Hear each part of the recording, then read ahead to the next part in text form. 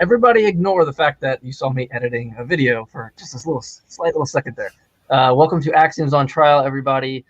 This should be a good episode. We are going to be continuing our conversation a little bit and reviewing over the conversation about metaethics we had last show, and then going over a conversation I had with Darth Dawkins, one of many, that appeared on Tom Rabbit's channel today. Shout out to Tom Rabbit. And then what was the other one? We're going to go, I guess, a Q&A. We'll have the audience kind of ask us some questions, and we'll go over that. So pretty free-form show.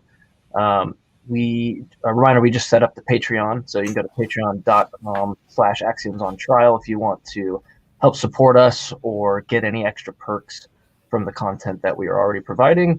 And I think that's pretty much it for me, C. So I just wanted to run through those quick so we can get into the conversation. But maybe you can help steer us into the conversation that we'll have today within any of the topics, I suppose. Yes. So you had said that you wanted to do a part 2 to the conversation about morality more in detail at a later date, because you want to get some more notes and things were a bit crazy today. So the only thing that when we can, have that more in-depth conversation and finish that up. Well, probably not really finish it up. I think it will be an ongoing conversation, but we can go into it more detail in the near future, maybe next week or so, or Saturday or something like that. But I did want to make one observation for you to think about and ponder over the weekend until we do the next show, where we actually do go into it in depth. And that's just the following point. Is that if your perspective on logic is that it is descriptive rather than prescriptive, the way that I think I understand you to have that position, then your metaethics don't make sense to me,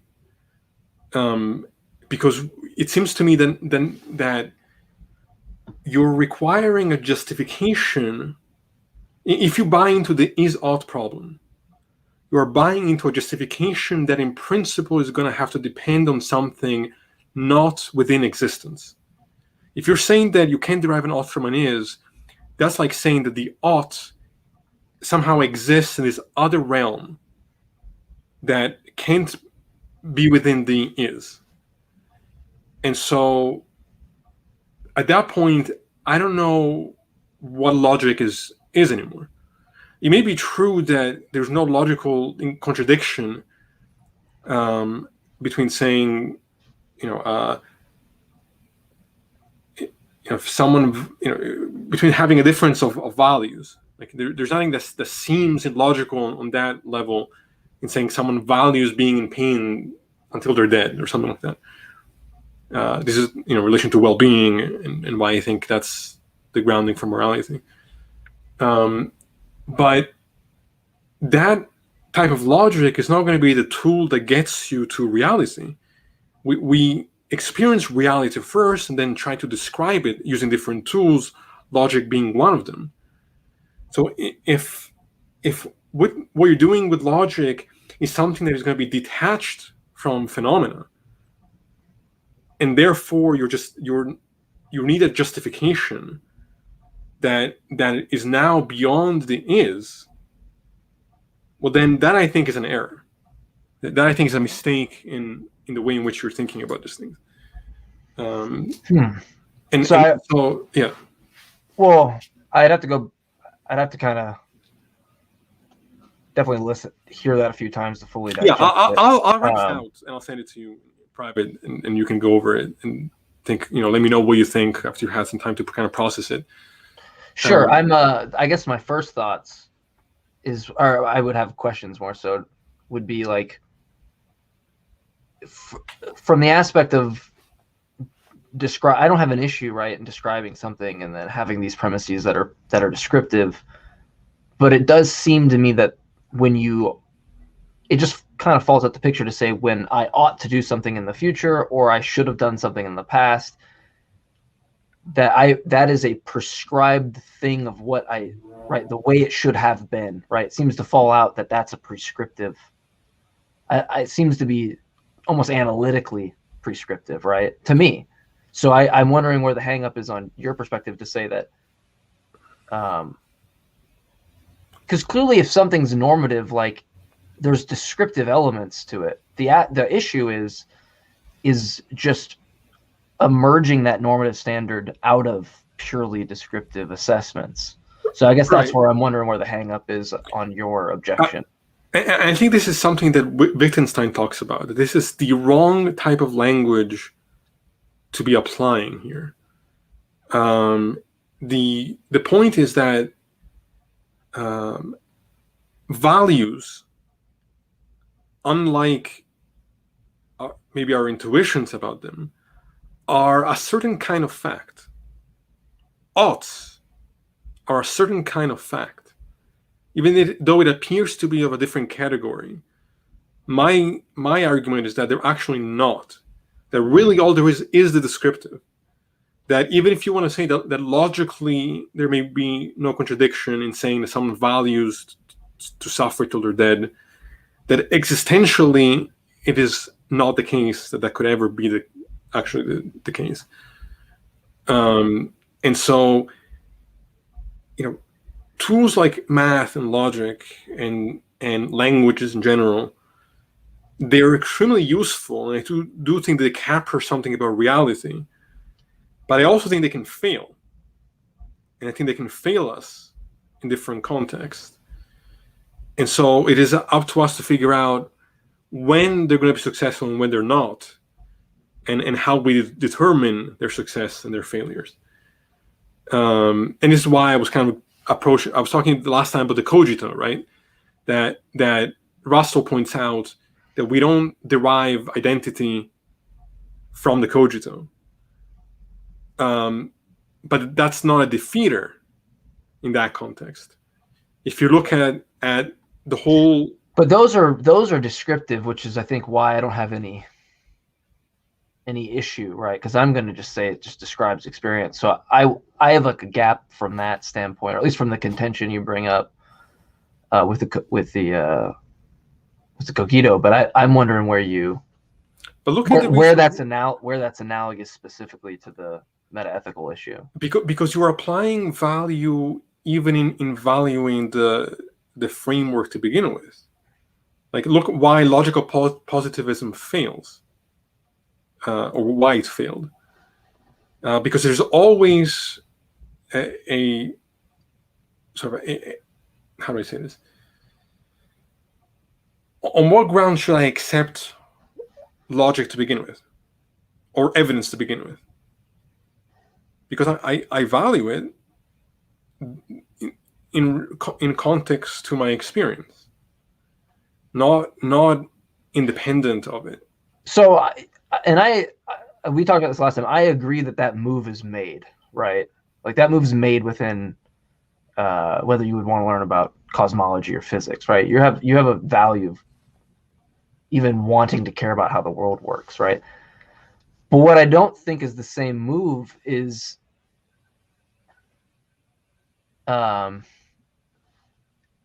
simply determining the way something should be or some normative standard. But it sounds like maybe you're saying it's no different maybe in physics to say, if we understand some phenomena or maybe some component, and then say we get trajectory and we can go, okay, well then this should land over here. You're kind of saying that's the same move in the same way, right? Like because novel predictions are going to tell us what should. But the problem is like that to me seems to be less of an aspect of normativity of value than it is just asserting another descriptive thing in causal sequence, as opposed to now it does feel like some other category of things of, right? There's values that we could describe what someone thinks a value is, but there's no way for me to know. It just seems to be all the values are left on some par. But that I think is blatantly false, given what it is that experience is. Like values don't arise from thin air. Like, they're not just miraculously there, and there's no difference.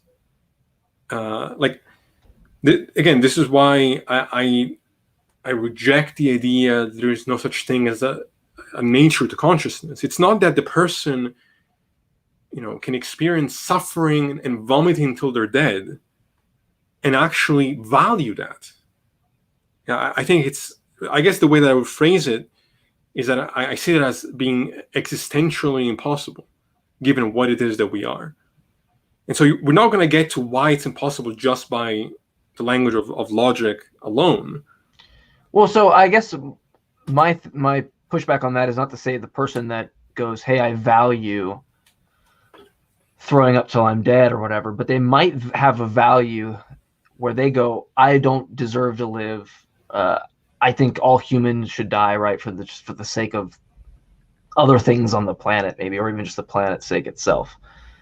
And so they're not going to be ecstatic about their phenomenological state of like barfing until they die or whatever it might be, bleeding out until they die. But they might the value at which they hold to say that this is actually for a better good, right?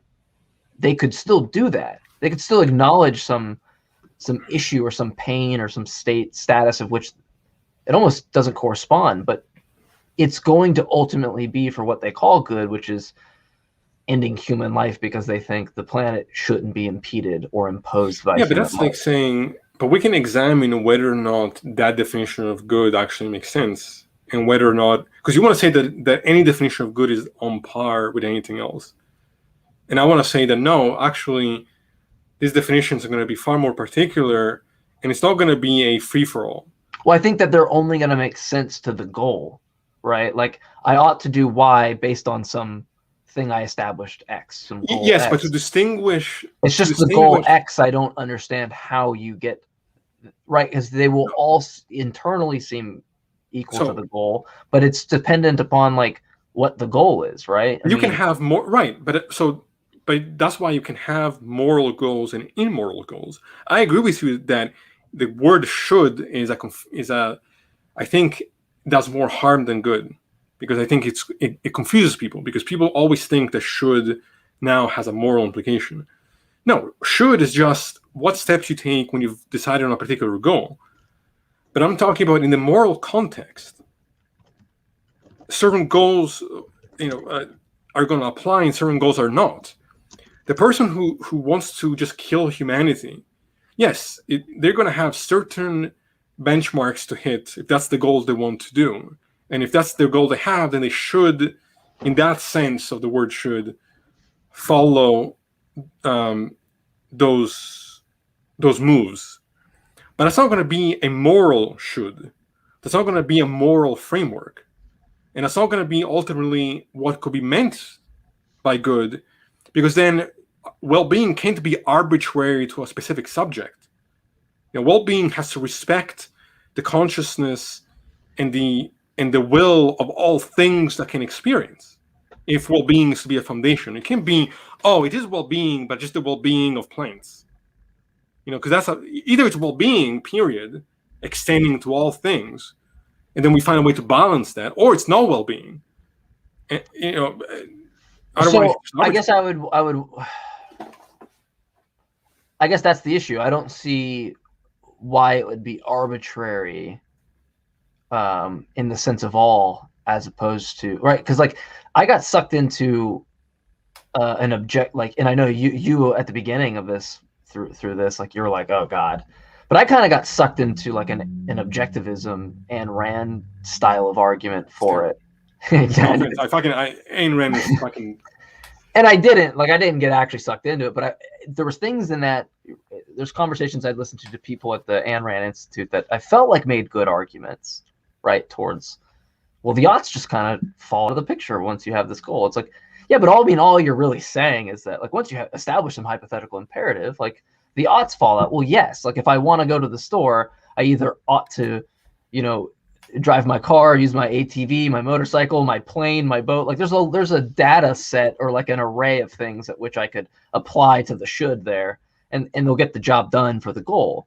But when you say like the goal applies non-arbitrarily to everybody, as opposed to someone weeding out maybe plant, or not plant life, but human life or whatever it is, I don't see why they couldn't actually recognize descriptive facts about the world. And they see things like the Holocaust and things like civil rights and how, people had to fight to get rights, right? And they go, humans are just terrible. It's like there's no even reason for us to suffer. They caused this amount of suffering, right? I don't know why they couldn't take well-being on an aspect from that level, or just say humans don't they're excluded from that, and that's the value. Yeah, but it would seem to me that would be by definition stepping outside of the moral framework and just defining it as something like that's why I was making the example about health, right? Like, yes, if you choose here, the fundamental difference I think between us is that I don't think the goal is arbitrary. I think the goals that we have and the values we have arise from our phenomenology, which are in turn, in principle, about states of affairs. So it's not going to be just a matter of random choice, so to speak. But in the context in which you're, the sort of hypothetical framework in which you're approaching this, is yes, I don't have a problem with the person saying, I'm not going to value health. I'm going to, do drugs until I'm dead because that's what I'm going to choose to do in my life. Okay, you can choose that and then do what you want to get to that goal. But you can't then call yourself healthy. You can have a person that says, I'm going to exclude what I want to exclude from the framework and just cause suffering or cause myself to suffer because I have the choice to do so. Yeah, but would you say health is analogous? Like, is that not a descriptive?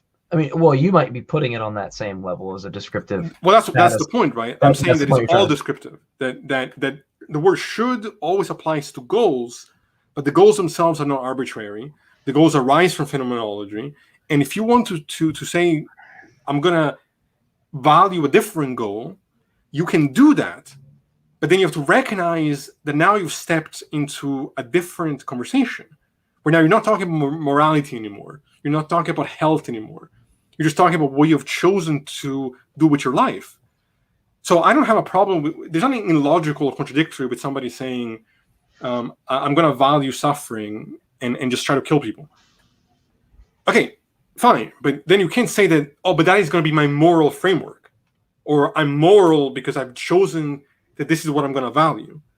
It's like, no, well-being is something that is a particular thing outside of ourselves. And well, not outside of ourselves. It's a aspect of our phenomenology, but that is not dependent on our opinion. It's dependent on facts about our states of being. And if somebody wants to ignore... Oh, no.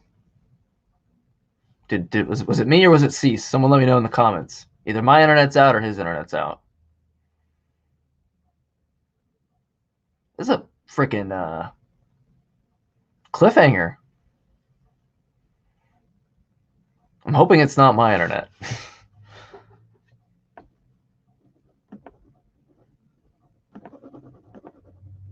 Well, anybody in the future or live, bear with us.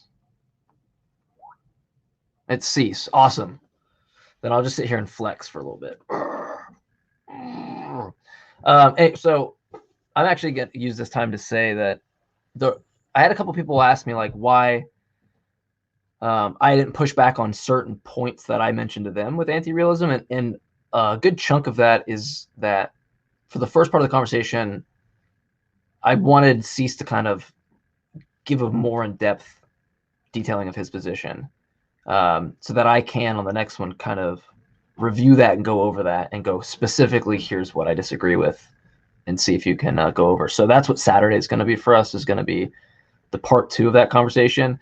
And then I guess Monday we'll start on our differences in physicalism, which we're both physicalists, but we both have disagreements on on that aspect. Hopefully we can get him back in here. But for now, we'll move on to the show, so to speak. The conversation I had with Darth Dawkins.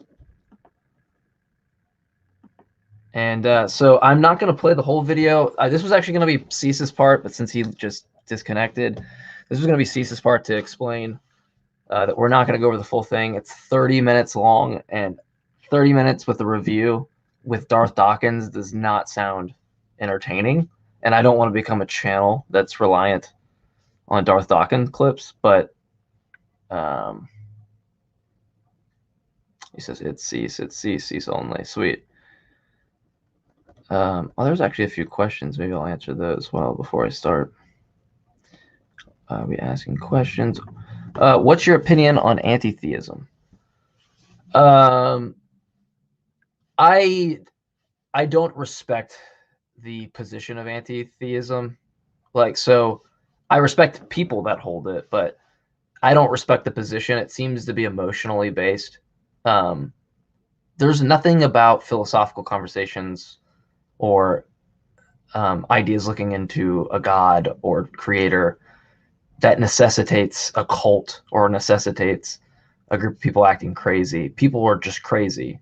And sure, crazy beliefs can make them act more crazy. I'm not denying this, but I know plenty of theists that don't consider themselves really any religion, and I don't see any harm they're doing as a pure theist. So I think that's kind of a dumb position from my perspective. It seems to be held only by people that came out of a religious background. I'm someone that didn't, so I just I've always thought, your belief in God's kind of strange to me, but I've never been anti, you can't believe in God. If you're anti a specific religion, I might be able to get that, but play Freebird. That's so great, Don. I love you. Here, let me bear with me. Let's see what Cease is doing. I'll go ahead and play the video. Stop talking over me. I love you, Don.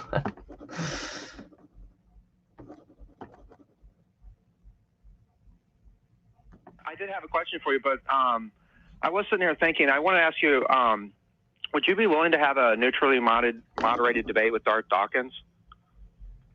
I've tried to do it already. They're welcome to call in. They're welcome to call in. Well, the last time, Eric, I appreciate that. The last time he called in, he wasn't. You refused to let him get his question out. Bill, if Darth wants to talk to us, he can call us. What do you want to talk about? Okay, and so I don't really this is the first time I was on Talk Heathen, which, by the way, ACA sent me a Talk Heathen shirt today, which is awesome.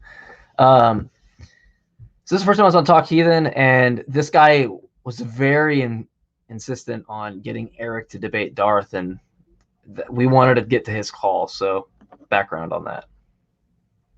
Well, yeah, I'm just asking, is it okay if you would be willing to have a free forum? Look, I'll debate him. Hey, And so the only reason I'm saying y'all debate Darth because A, I want to, and then B, I was like, just move the fuck on. This is just a waste of time. Debate him. You can set that up with me. I talked to him on Discord. He kicks me out before I have a chance to ever really say anything. So you can set that up. But like Eric said, what did you call in about? Yeah, because if you're just calling but actually, okay, I think Bill, it's on the live broadcast last time. Darth wasn't able to actually get his question. Bill, if the next thing you say isn't what you want to talk about, boo fucking who? Darth couldn't get his opinion in.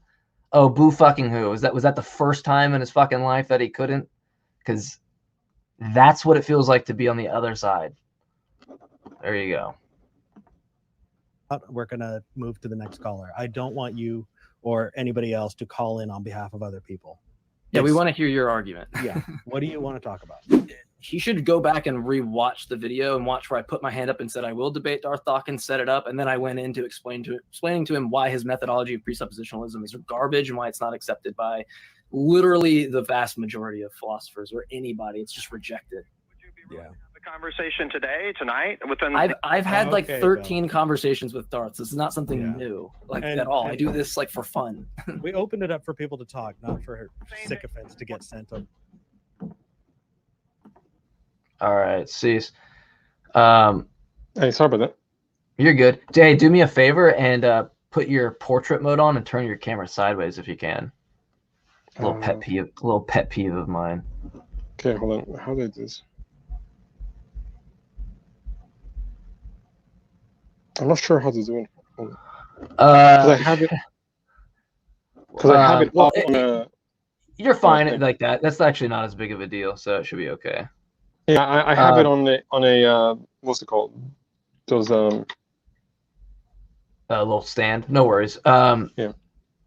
For the audience, I'm not using my regular mic, and I haven't for the last show. I had let somebody borrow an adapter that I'm using, and then Cease's internet's gone out. We apologize about the technical stuff. We don't have very. If there is a God, that is the trick that they are playing on us. I will say that. Yeah. Because it is a very consistent thing. Seems to work out fine when I do Talk Heathen or any other show, or when Cease gets invited to some other show, works fine. But we want to convene together. God's like, nope, you can't do it. But anyway, Cease, kind of, if you want to give a breakdown maybe on your thoughts on this before we kind of started. I just started the beginning of it. Yeah. And then also Begin to Know asks who's Darth Dawkins. Maybe if you want to give information, I'm going to let my cat in because my cat keeps scratching my door. So Okay, we'll continue the conversation about morality another time. Yeah, sorry that my internet died on me like that. I'm always having tech issues. But so I don't know how do I say this. The people that I want to have on the show are people who I think are willing to discuss and argue in good faith, and also have a basic capacity to understand philosophical concepts that we can even engage in having those conversations. Darth Dawkins, whatever his name is not one of those people. What I've seen from him, again, this is my opinion. I don't know this for a fact. So before he tries to sue me or something, his behavior is one of bullying. He tries to intimidate, talk over people, disrespect people, yell at people. It seems to me like he's a severe narcissist on all kinds of levels. And all at the same time of narcissist, that's not that guy. No way. And it's made worse by the fact that he doesn't have a fucking clue what he's talking about. And so I want to bring people on here that I can respect, that even if we disagree, we can have constructive conversations about. But every time in this video we're about to show you that you make a point, he calls it, what does he say, gobbledygook? Because he's too dumb to understand what's actually being said. This phrase. It's his catchphrase. And so, there gets a point where, it becomes very hard for me to remain calm and remain respectful when I'm dealing with people that are just have no idea what they're talking about and what they're doing, and have no respect for, the craft and what it is that philosophy even is, and who then want to go around and attack and bully people and insult people while just having no clue what they're talking about. So someone like him, he's not worth my time, frankly, and that's why I'm not. It's amazing to me that you've been as open and willing to have discussions with him as you have been, because I wouldn't even bother.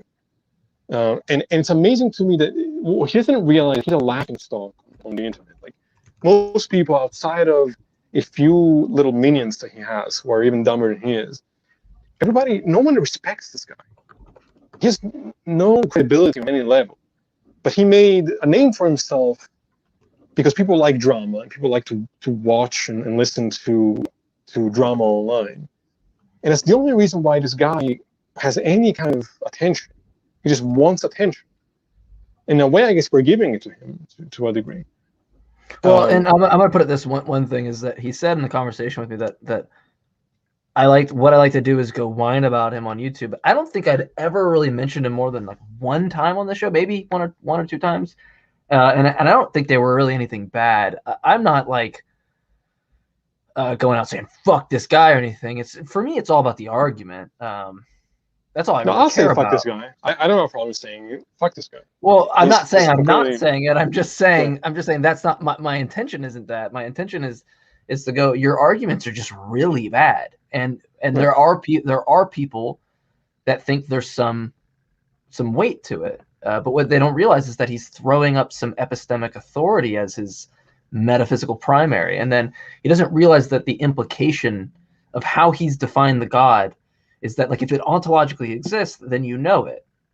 And so this is just a simple modus ponens argument that he provides and doesn't understand the implications. And the reason why I know this is the argument he uses is because when he says that the agnostic is in turn denying God, he's doing it because when you say I don't know it, it's a negation of God's existence because you're not using it to reference facts. So this is the proper argument that he is trying to put in. I'm just trying to use the same implications of his definition to show him that. And this isn't like, he goes, this is something atheists have been doing lately. There's not really anything that's been doing lately. Alex Malpass wrote a blog about this that you can go check out on his blog. And not to say like, oh, I wanted to steal someone's thing or something. This is just painfully obvious if you understand just a basic amount of propositional logic. But even without that, even if you have any kind of basic awareness of what is a presupposition, like for him to say that any of what he's saying, he has to show why what he's claiming is actually the case, as opposed to just presupposing it. Otherwise, it's just a pretty circular thing. And the only real quick, can people hear me okay from this distance? Because I don't know. I can hear you fine. I mean, our audio is both going to be kind of shitty, and sorry, everybody. That's just going to be this episode for today. Okay. But the only people who take what he's saying seriously are those, again, this is why I don't go on Discord much, because I've said this before, I find it to be a cesspool of sophistry? Of sophistry, but even worse than that, just intellectual dishonesty and complete unawareness. Like, I just see people make arguments that you will literally be laughed at if you attempted them in a undergrad, introduction to philosophy class. Like, nobody takes any of this stuff seriously except these people who have no training in this field whatsoever.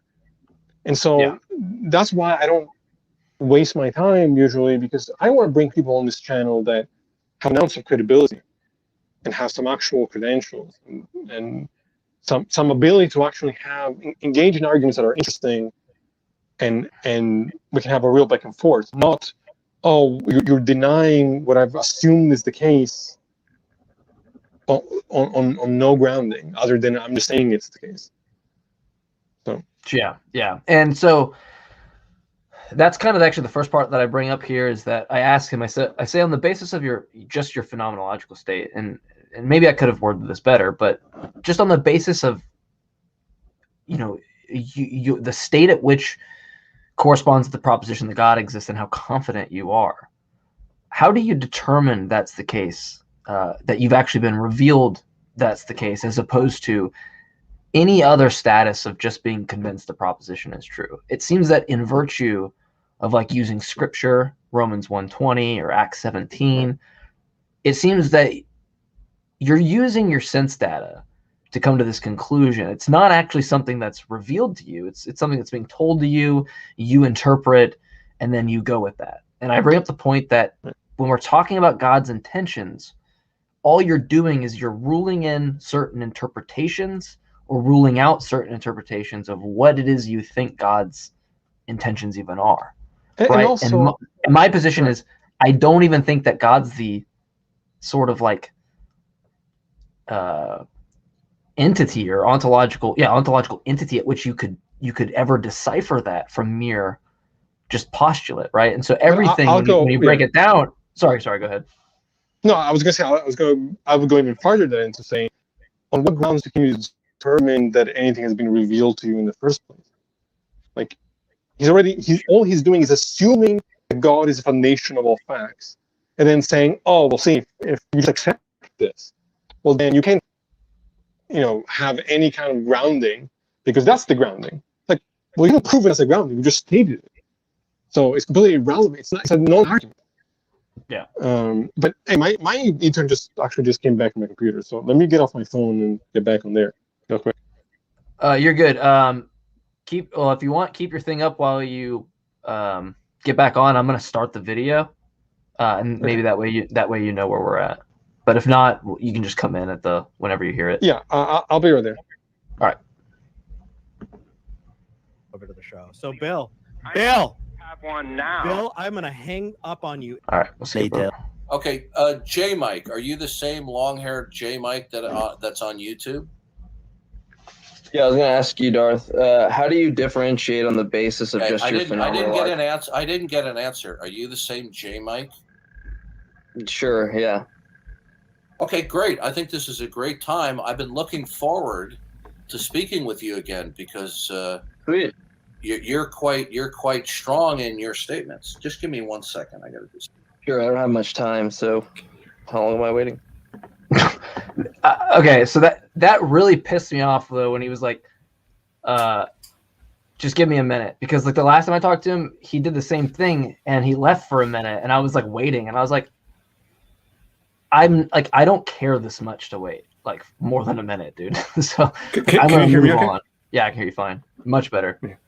But yeah. Well, I'm sure you can come back, right? Of course, yeah. I would love to. So we just skip all that because I just stay in. Yeah, Yeah.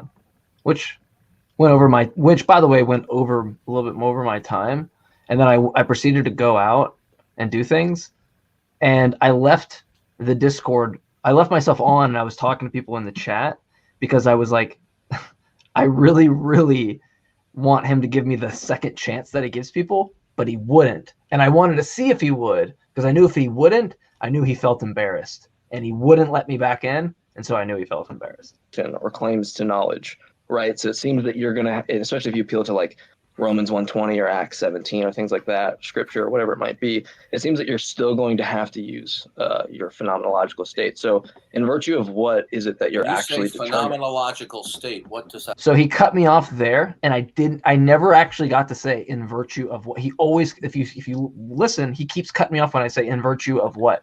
So in virtue of what other than, right? Because you're just using your perception of being convinced. Right. And then he whines. It seems to be. Sorry, go ahead. No, he whines when people interrupt him, and then or it's like, oh, don't overtalk me. He's famous for saying that apparently, and then he has no problem always interrupting everybody else, and then he's saying, oh, they're complaining about me. Like you're a coward who can't have a normal conversation with people, and then you wonder why you're humiliated and ridiculed. Yeah. Well, I would also mention, I interrupt people all the time. I don't do it on purpose, but if I notice it, I try to say sorry. I try to do that. I've never heard this man do that once. That refer to? Like a mental state, like your sense data. The sense datum would not be the same thing as a mental state. They would be different. Well, I guess it depends. If you're like an identity theorist or something like that, you might disagree. But whatever. Besides the point, whatever. Sure. But it seems to me, right, that how we gain knowledge in that case is going to be the exact same means, right? Whether you call it sense data, phenomenological state, mental state, it seems that that's the same method at which you're going to apply. So I'm confused. By the way, if I sound tired, I'm literally laying down in my bed with my head on the pillow while I'm talking to him, just so you have a mental image.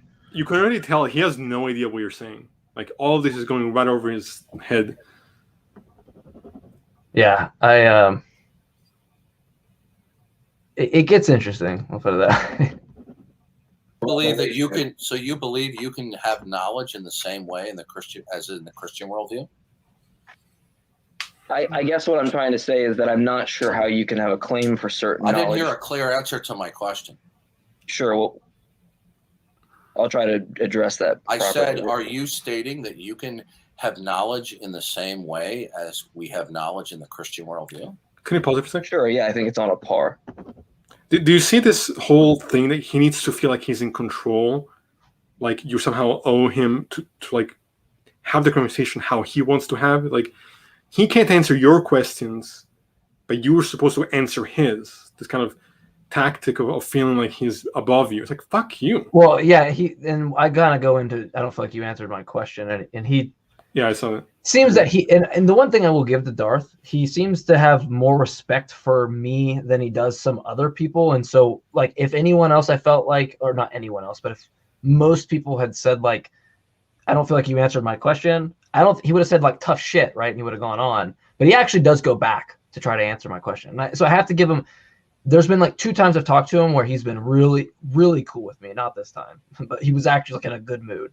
And so I try to give the benefel of the doubt. He'll never talk to me. He'll never dare attempt having a conversation. I've witnessed the first attempt. Well, he laughed after 2 seconds. Yeah, I witnessed the first attempt, but It was yeah. pathetic. I don't even remember what I was going to go into. It's not important. I want to, but maybe I'll remember. That's patently absurd in the Christian worldview. Oh, I will say, when I said that this is on a par, what I'm saying is, like, from the way that for people to know, the way he defines the Christian God, right, is he has some metaphysical certainty. And so I do not make that claim, like, ever. I don't think that I can. I can't say that naturalism is, like, metaphysically just, like, I can't go anything. I won't even say idealism or dualism is, like, logically contradictory. I just think it's just not the case. I don't think that the data is purported to show that that's the case. I think the novel predictions are all derived from the work of materialism, naturalism, physicalism. But I'm never going to go, like, unless it actually is just logically impossible, that's not the case. But when he defines his God as a certain way, right? And I even have the argument form. So his argument is modus ponens, if P then Q, P therefore Q. If Darth gods exist, then you know it. Premise 2, you know it, therefore Darth's God exists. And so I'm saying it's equally on a par for any assertion on that, because I don't think we have access to certain knowledge. So I think you're on a par when you claim certain knowledge to me. We can only know things because we have an eternal mind of God that constructs a world by which we can come to know things. Meaningless. Now, is there something comparable in your worldview that is ultimate, that instantiates that we can come to know things? Well, sure, I could, and I don't mean this to be offensive in any way, but I could say I had some revelation in nature. But my thing is that I would be on. I'm not interested. I'm not interested in you giving me a hypothetical. I'm only interested in what you really believe. Now, is there something that does exist that is ultimate? Okay, that's like the Christian God. So I'm going to answer this, since I reverted him back. I don't feel like you answered my question. That's basically what I say next. What I really feel about that question is that you don't need ultimate. You just need relative. And kind of similar to what Cease is saying about health. Like, I don't need to know ultimate health or what it means to be fully healthy for me to know which phenomenological states I prefer, right? I don't need to know an ultimate sense. I just need to know what's relative to me. And so I don't think you need ultimate. I just think you need a relative sense of the world. You just need to be able to observe the world in the capacity you can. I wouldn't have the ability to reason if evolution didn't make certain cognitive abilities that I have, the same way other organisms don't have those second order desires or that ability to reason. It's the case they can't because of physical components they lack. He just so dumb. Like, he's just rejecting fallibilism like it doesn't exist. Like, the only way to know anything, if he by knowledge means complete certainty, then the only thing I can be certain of is that I exist in whatever form I exist in. But that's not what.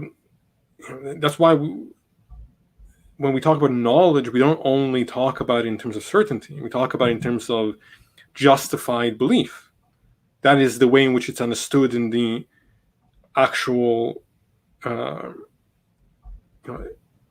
framework, or when we talk about epistemology, this idea of certainty has been abandoned for centuries now, and yet.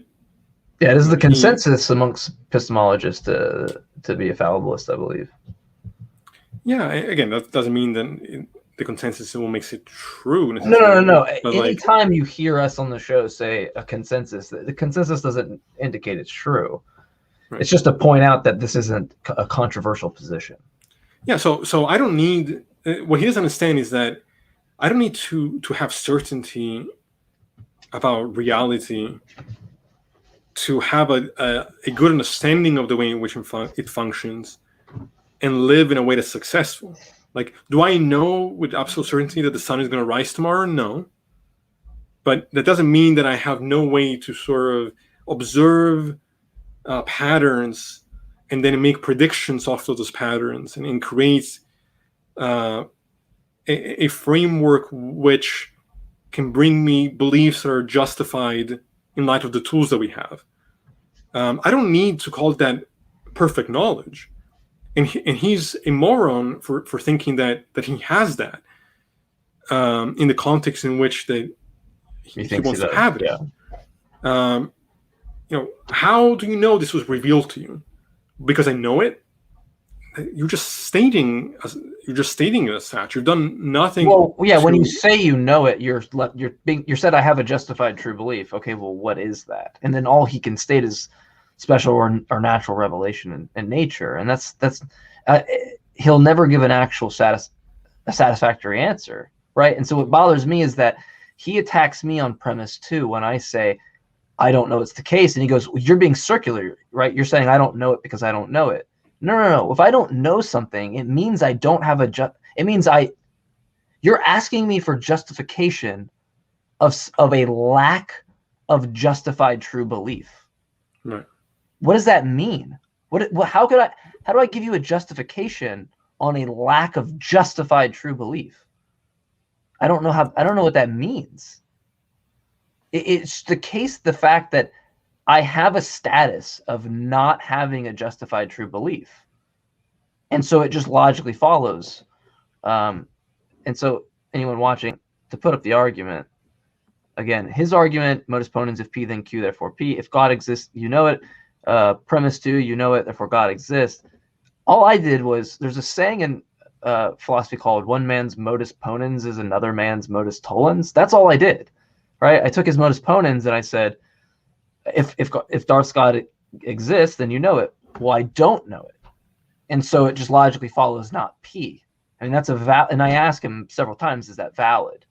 And he doesn't ever give me an answer. Of course not. And it's funny because Tom Rabbit's messaging me and goes, just keep asking him if it's valid. Just keep asking him if it's valid, right? And I'm laughing. I'm like, he's like, he won't answer it, but keep asking him if it's valid because it's valid.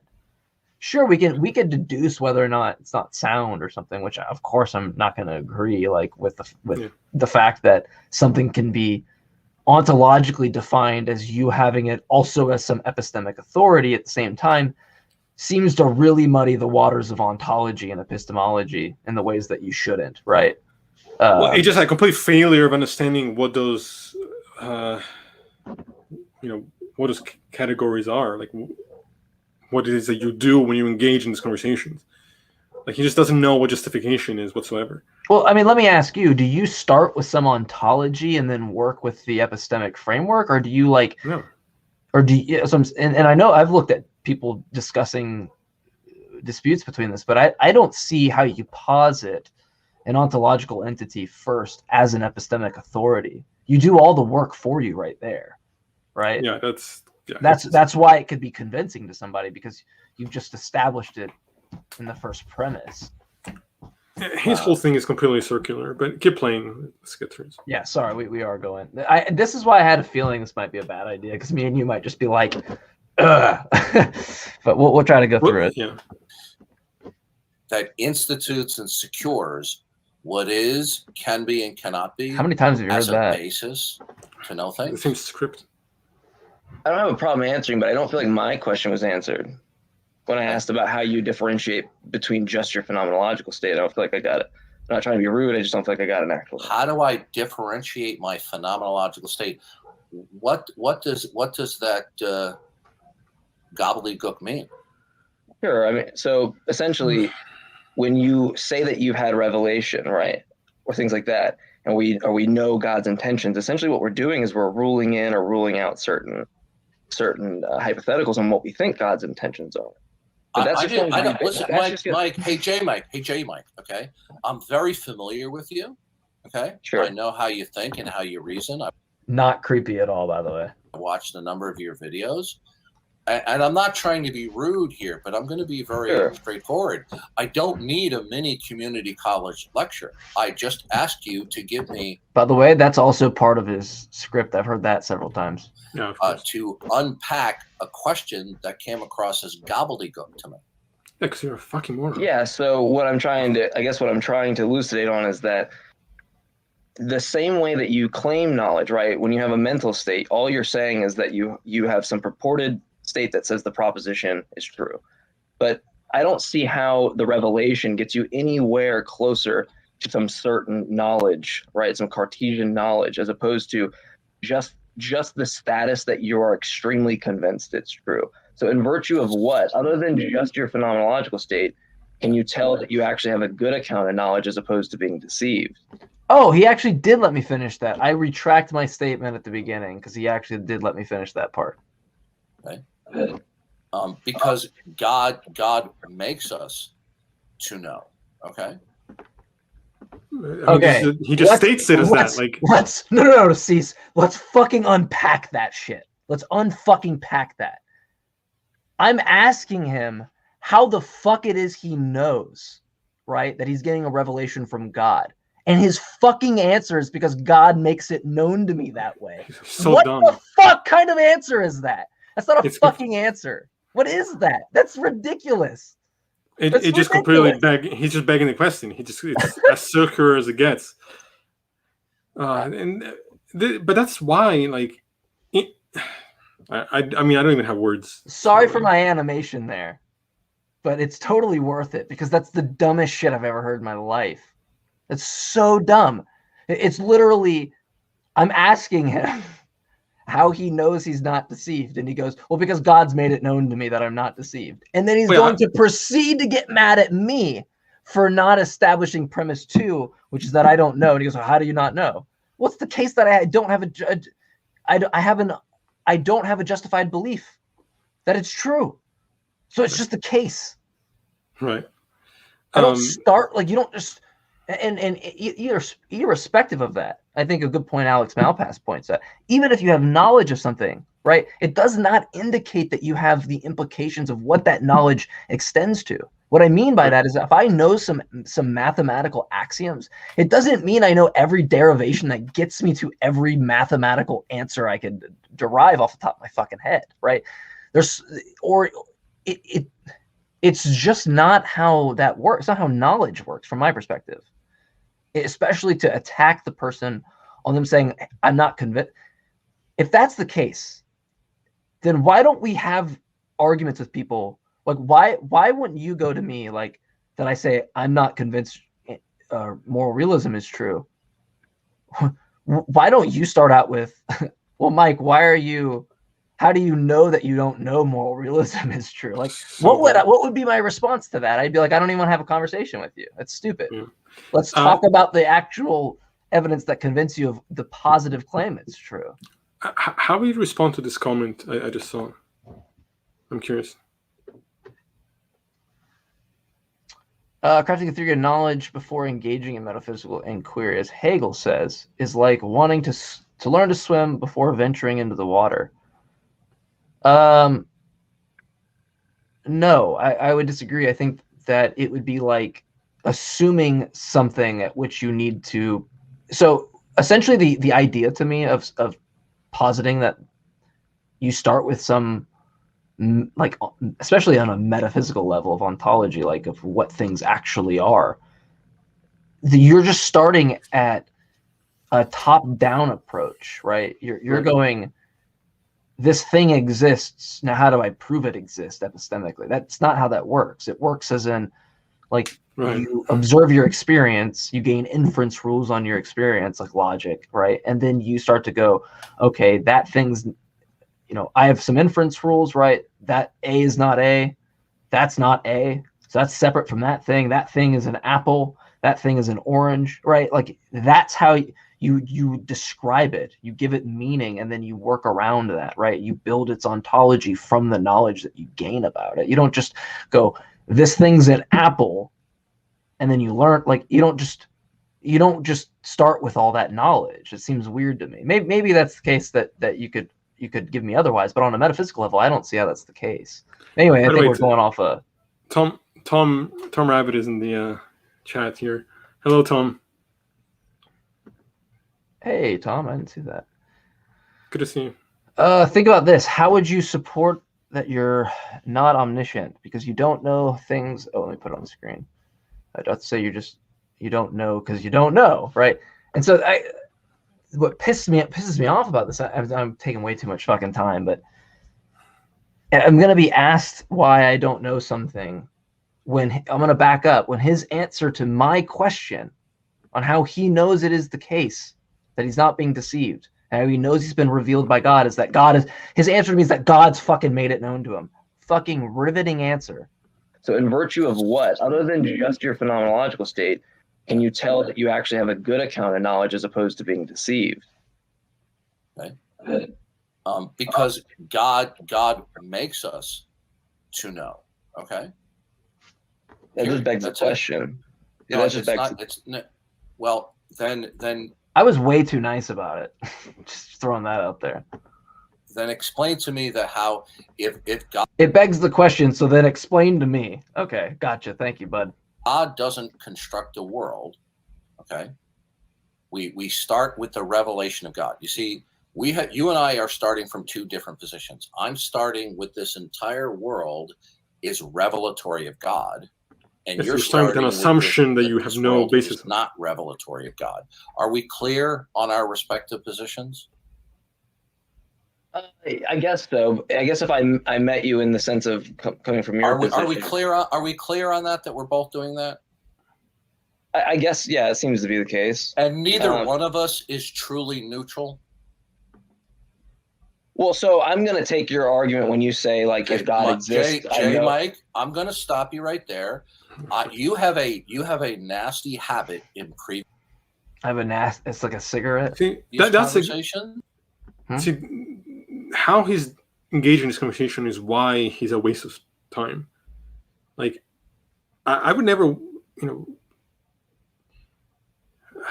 even know how to express this. Like, someone who is that weak psychologically and philosophically to talk down to you in this way is just why, if I ever encounter him, I'm not going to even bother engaging. Well, let me ask you, how would your department feel? Like, right? I mean, again, for the audience, your background, right? I mean, you have an actual background in philosophy. What would your department think about argumentation in such a manner? I'm not talking about the attitude at which he holds. I'm talking about like declaring this ontological thing at which has epistemic authority at which you start. He would be laughed at. I mean, he would literally. And the thing is, you get high schoolers that can argue better and more rationally than Darth can. Like, the fact that what he's doing is complete nonsense, and most people with any kind of common sense, not even training in logic, most people who have any kind of clarity of mind, can see right through this bullshit. So yeah, he wouldn't be taken seriously whatsoever. And I think it's funny that he talks about being a Christian, right? Or if I remember correctly, he's a Christian, right? Who, Darth? Yeah, or is he not a Christian? I thought he was. Yeah, he's definitely a Christian. Yeah, the Christian. And then, yeah, I know you try to avoid him like the plague in terms of like the fact that it's just like you actually care about good conversations, which I respect. No, it's not that I try to avoid him. Like, I didn't mean it like that. I just meant like that you wouldn't stoop. Rightfully so, you wouldn't stoop to that level. Well, that's the thing. It's like you even did. You even did, and he ran away from you. So I actually can't even say that. So that was before I even knew who he was. And then I found a few videos of how he actually interacts with people, and I realized that this guy is just, in my opinion, seems to me to be mentally ill in some form. This is my opinion. No, I'm not saying this is fact.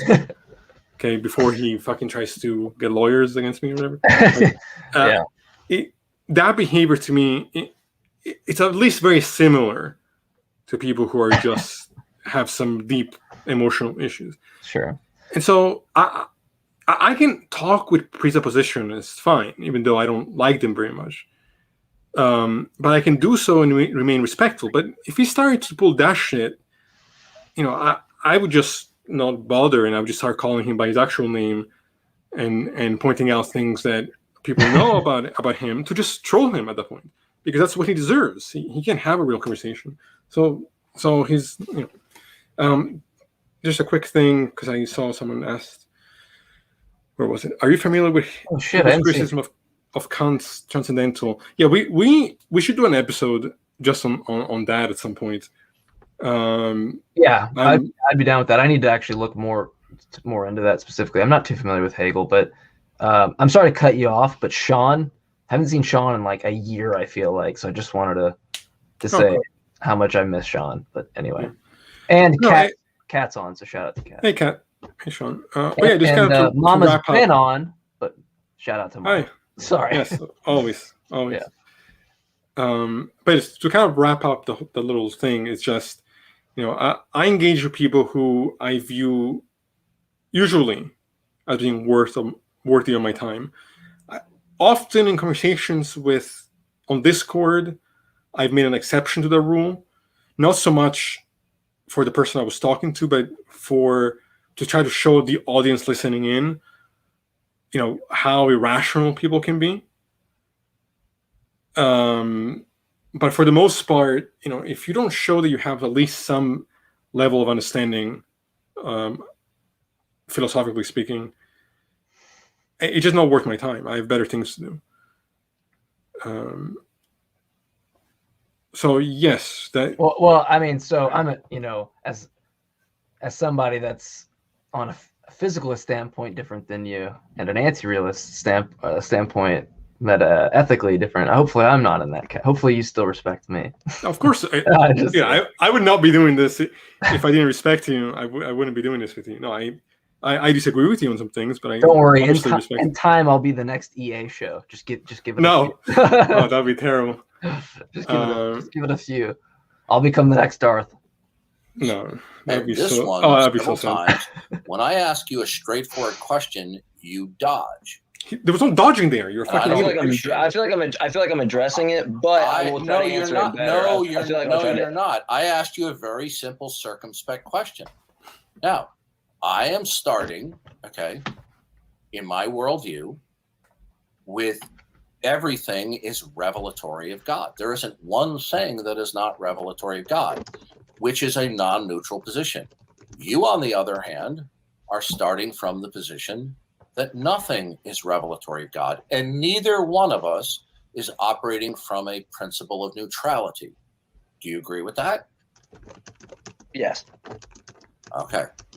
So now, whatever question you ask me can be, that same question can be asked, how is it that you have determined that all of these things around you are not revelatory nor necessitate the revelation of God? Okay? Sure, because if the question is legitimate for me, then the question is legitimate for you, right? Yeah, sure. Yeah, okay. Yeah, it's fair enough. Exactly. So in that case, it'd be in virtue of what? And so for your position, it's to say, if God exists, I know it, right? We can just use modus ponens. If my position is very simple. But my position is that I actually don't know.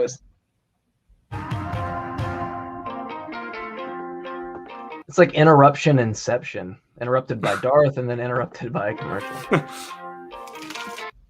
I'm trying to explain to you. It's as simple as me looking at my fingernails or the wrinkles on my palm or the sky being blue. Whatever proximate fact that I am in contact with, right, or I have appropriation of, it would only be a fact in a world where the God of the Bible exists. That's the dumbest thing I've ever heard. If the dumbest thing I've ever heard. The factness necessitates and is indicative. Wait, what? The factness of factness? So what did he say? Can you define that with the definedness? If either the factness of factness. I think I understand what he's saying, but this sounds so stupid. Necessitates and is indicative that God exists and it's revelatory of God, or you will take the position that it is not. Okay, and if you take the position that it is not, that is a claim to autonomous reasoning. Okay. Yeah, it is a claim that I don't need God to think. Because there's not another alternative. Okay? Yes. Yeah. So do you agree that your unbelief, whether you realize it or not, whether you admit it or not, is an explication of autonomous reasoning? Exactly. Yes, and I would also attach the fact that I deny that your God exists, right? So when I say that I don't know the God, how do you do that? Because the argument that the entailment of your argument is that if God exists, I know it. It just is the case that I don't know it, so it logically follows. Okay. It logically follows that right. your God does not exist, right? I mean, well, I am so glad that you brought that up.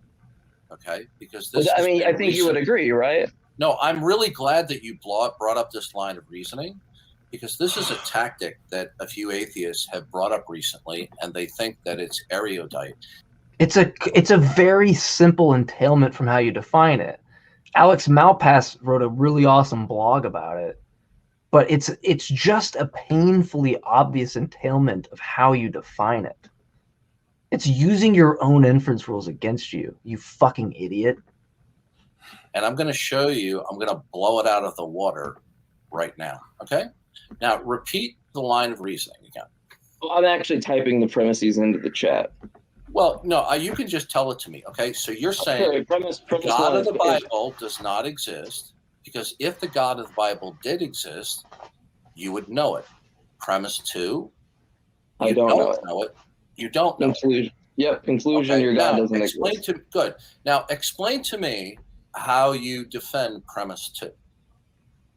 I do not. Okay, so he's asking me what justifies your lack of justified true belief, Mike?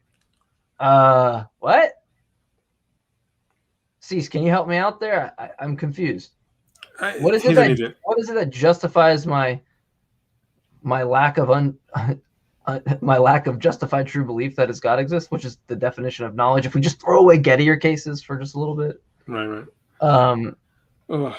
I'm confused, because as far as I know, like I said earlier, in our disagreement about metaethics, like, you're not going to ask me how it is the case that I don't know more. What justifies me not knowing that moral realism is true? Like, if I didn't have a position on anti-realism, right? If I'm to say, like, I have never heard of metaethics or anything like that, I just don't know, right? I have no reference to that. And then you're going to ask me how I've excluded anti-realism or something like that when I'm inquiring about realism. Seems weird to me, but it's a separate point, I guess. Not know it. It is the case that I don't know it. You are asserting that you're reasserting the premise.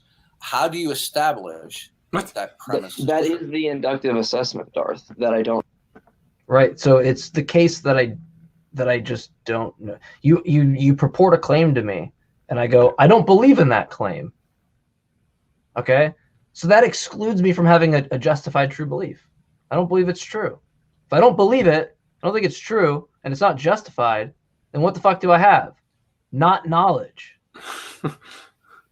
It's just, I mean, I'm speechless, and I just don't understand how this imbecile got any kind of attention. Like, why do people enjoy watching this guy spiral out of control with people and and just yell like a lunatic. Like, I don't understand the interest, why people would care at all. Like, I don't know.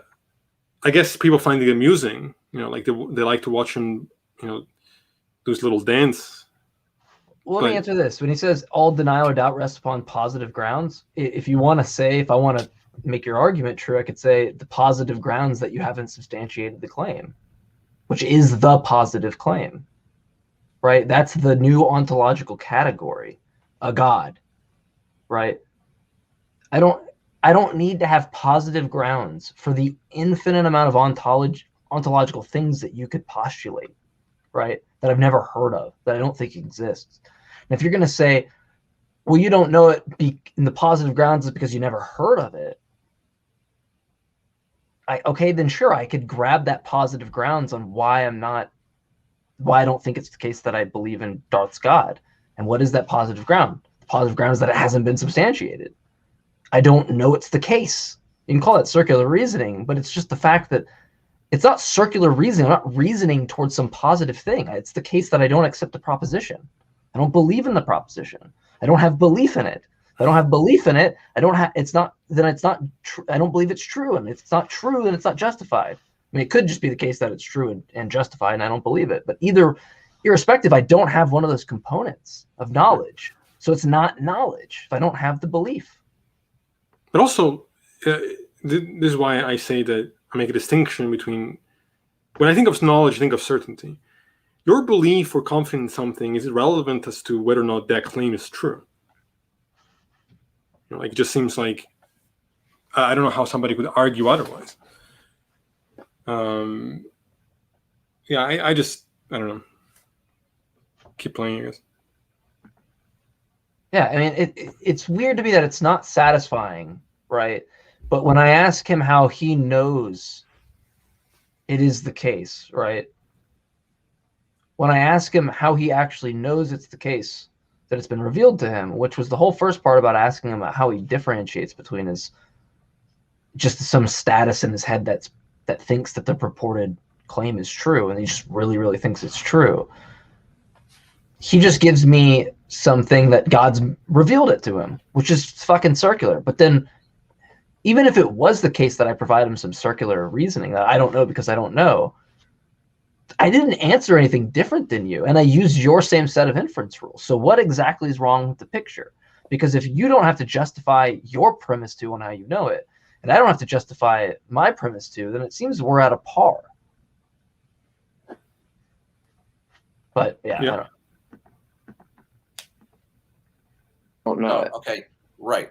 When you say I do not know that God exists, that is the equivalent of saying all of the facts that I'm acquainted with do not necessitate referencing the necessity of God. Are we clear on that? Sorry, rephrase. I won't. So by the way, I didn't hear what he said at all there. And I asked him to repeat it, but once he does, I'm like, oh yeah, definitely. I'm tracking. Your position, when you say, I do not know that God exists, is the equivalent of saying, all of the facts that I'm acquainted with do not necessitate referencing the necessity of God. Exactly. Okay. And how do you defend that? Because I don't know it, and so your God doesn't exist, and therefore repeating. No, yes, Jmike, yes. All you're simply doing is repeating the. No, I'm simply stating, like, the fact that you don't like that I say I don't know it, right? Your only contention is to say that I'm lying to you, or you could just ask me how I justify the lack of justified true belief. And in that case, I just say, I don't believe the proposition. And so the component is gone. I don't have that component of knowledge. And so therefore, if we're looking at just not JTB plus, nothing with Gettier cases, just at a JTB, just to clean it up, or because I don't know his definition. I'm trying to be as internal as possible. But if it's the case he just takes justified true belief, well, I don't have the belief. And so I don't have that component. I don't know what's hard about that. Hey, Shannon. I see her in the comment. Same claim Oh, Shannon, without cute. defending. Well, Well, maybe Well, no, he should it just first. Please don't, Parakeet, listen. I rarely have a chance to talk with Jmike. Please don't interfere, Parakeet, on this occasion. Okay, I appreciate your interest, He makes me feel so special, though. but I wonder why he likes it. I don't Like get that. it very often to speak with Jmike. Okay, and Jmike is being fairly cordial. Okay, and I don't want anything Watch how quickly he thinks that changes, though. When I don't do anything different. to interfere with it. Okay, so Jmike, your position is that all the facts that you are acquainted with do not necessitate referencing the necessity of God. Now, Yeah, it's how not do needed. you? Okay, what? I'm sorry. Your position is that all the facts that you are acquainted with Wait, what was that? do not necessitate, He was like, rat. do not necessitate referencing the necessity of God. Now, Yeah, it's how not do needed. you? Okay, Rat. what? I'm sorry. Your position back. is that all the facts that you are acquainted with I don't know why it's funny to me. necessitate God as the ultimate precondition of those facts. Now, how do you defend that proposition? I explore the virtues of naturalism versus the extra ontological baggage of theism, and I show that extra ontological baggage is not needed to expand the world around you. That's mumbo jumbo. It's mumbo jumbo to compare the virtues of one theory to the other theory by admitting epistemic humility and saying there's a chance that my framework might not be the right one, but I'm going to argue for naturalism, and let's explore the virtues and see which one. Let's just go principle of parsimony. I mean, or Occam's razor, right?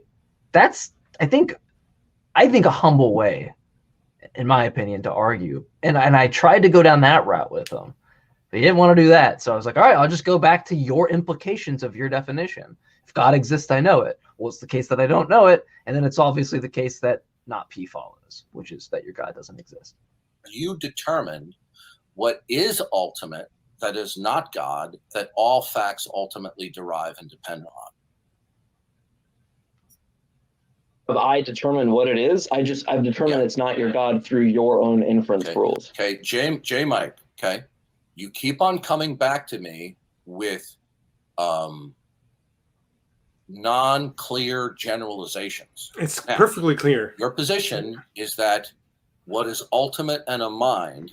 I will admit that I could have answered, because I give him the answer, I could have answered better to say, if you're asking me what I think is ultimate to necessitate facts of things, I don't think that you need some ultimate basis. I think you need a relative basis. The same way I said earlier about health. I don't need some standard of what the ultimate health is for me to know what states I prefer over some other states. Sure, I mean that's fair, but the answer you did give was perfectly clear. There was nothing confusing about it. He just doesn't know what he's doing. You know, he's just an angry person on the internet who got some attention because he likes to bully people. And you and Shannon hit it at the same time there. But I think that really puts a good perspective. He's a rhetorical strategist, not a logician. Yeah, That's pretty brilliant, I think. But you know what? When I think of strategist, I think of someone who's very good with language and knows how to corner people. He's not good with language. He just is loud and yells. But he's not corner. He's never cornered anybody. Shouty man. I don't see him as a strategist. I see him as an idiot. You know, I've talked to people who I thought were kind of sophists-like, who at least knew how to play those games in a way where I really had to do work to defend myself. Yeah. But Shannon, I guess makes a good point. He doesn't need to be good at it. He just has to attempt to apply it. That's a solid point. Yeah, that's fair. I think we can concede that. Is not the precondition of all facts. Have you determined what is ultimate, the precondition of all facts, that is not God, or have you determined that nothing at all institutes and secures anything at all that is? Cease, I wanted to know your answer before mine. If you're asked this question, what's your answer? That I don't make any claims about ontology or any kind of certainty or anything that has to be. What's the word that he uses? He says to necessitate reference of the ultimate foundation for the necessity of facts. Yeah. He calls your words mumbo jumbo, and then he says bullshit like that. The answer is simple. The only thing I'm certain of is that I exist in some form, because I can't think and not exist. Beyond that, I have justified belief in the context of having certain tools that I can use to make sense of the world. That is as far as I'm willing to go with epistemology. I don't talk about the necessity of anything. You know, in the at least in the context in which he wants to play the game with. Yeah, Shannon hits that really good. Oh, by the way, real fast, let me put this up real quick. Van Til's precept method is a distorted bastardization of Hegel's argument for the existence of intelligible reality. Well, by the way, I hope you send me some stuff on Hegel. I'd love to read it. I know you're a good source to get that from. Which, by the way, pessimistic idealism. I was listening to some of the stuff you narrated a while back, and you have such a soothing voice. I love it. But anyway, real quick, before you, I think I want to do some video reviews on some of Pessimistic's. Yeah, sure. But I would love to have him on. We had talked about it a while back. He actually reached out to me just recently, so we're. We said something about next week, right?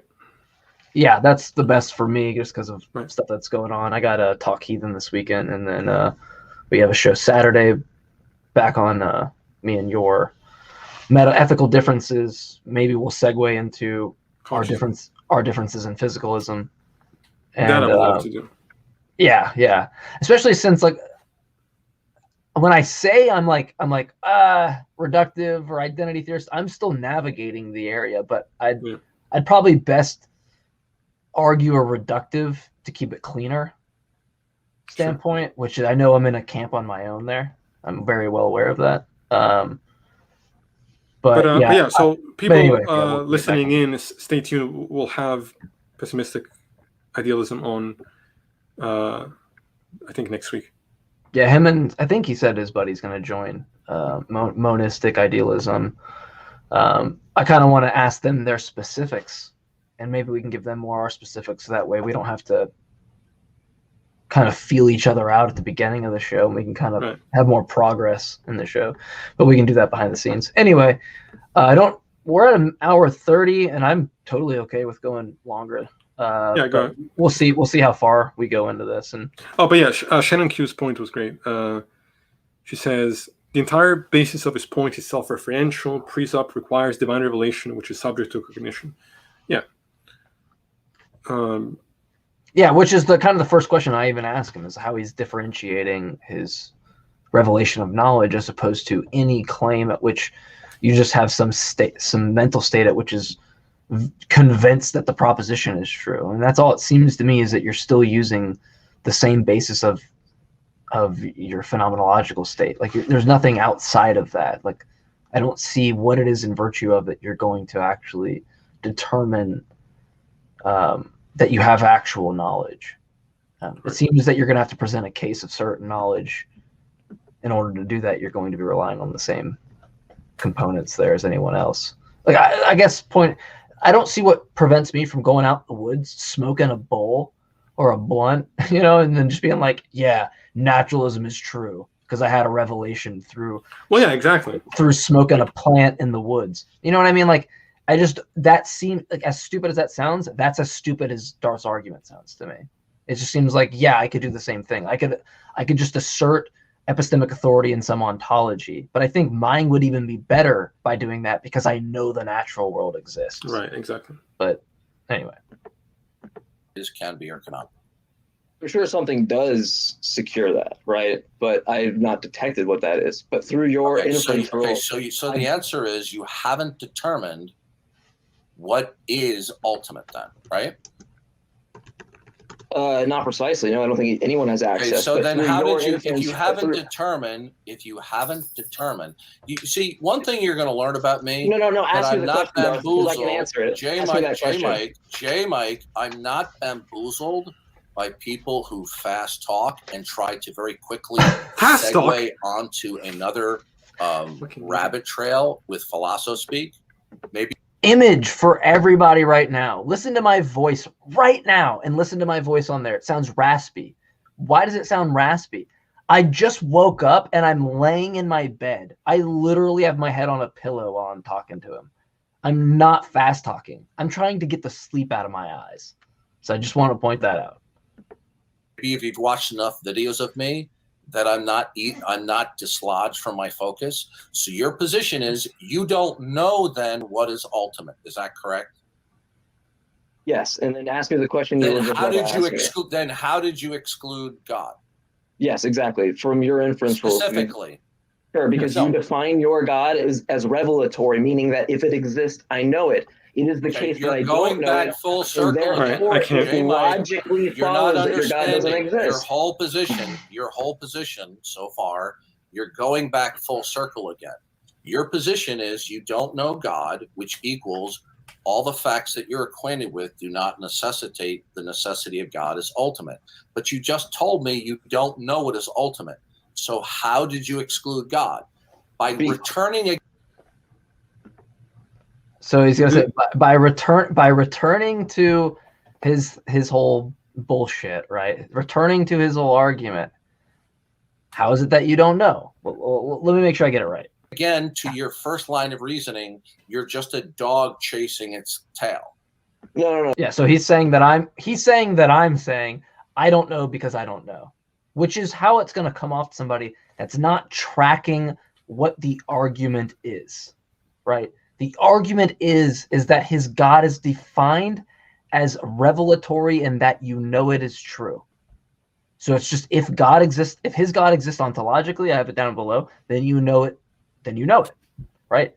But if it's the case that I don't believe the proposition is true, then I don't have an account for knowledge because I don't have one of the three components in knowledge, which is justified true belief or even JTB plus. Regardless, I don't have belief in there. It can't be knowledge.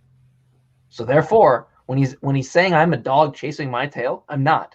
You made it this way. You created inference rules that get me to an easy conclusion to defeat your God. And I don't have to do any work. Why don't I have to do any work? Because I don't fucking know. That's why.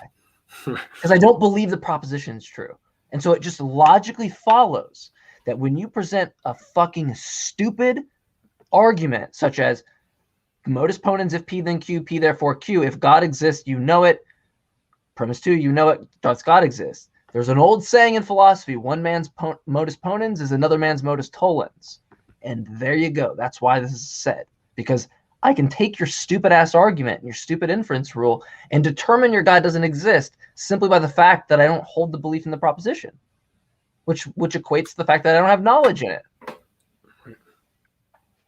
Not hard. If anyone, past, present, future, can show me where I'm wrong, I'd love to see it. I'm doing an internal. I'm not questioning the soundness of any of the premises. I'm just saying this is the same structure. This is the same inference rules that you're using. How much longer is this video? Not too long, 14 minutes. Because we probably won't get to the end. 14 minutes left? Yeah. Holy shit. It's all good. I can't listen to him. Well, hey, we bumped our viewer count to 22 live viewers, so we'll do it we'll do it longer than we expected, just to appease the audience. Keep playing. So you would agree? Let me just ask you. We gotta get them watch hours up, man. We're almost close. You would agree your God is defined as revelatory and that I know it, correct? Okay, we've already settled that issue. So you settled nothing. And then it's the case that I don't know it. So it just logically folloes not P. Okay, you are repeating simple propositional logic. Jmike, you're smart enough and you're intelligent enough as a. Oh, thank you. He has like a weird crush on you. Know that all you are doing. You know what? I feel like he does too. You know, I don't get it. I'll hold it like not in my heart, but like in my duodenum or something, some other part of my body. No, let me rephrase that. I understand why people would like you. I don't understand why someone like him wouldn't just rage out against you like he does everybody else.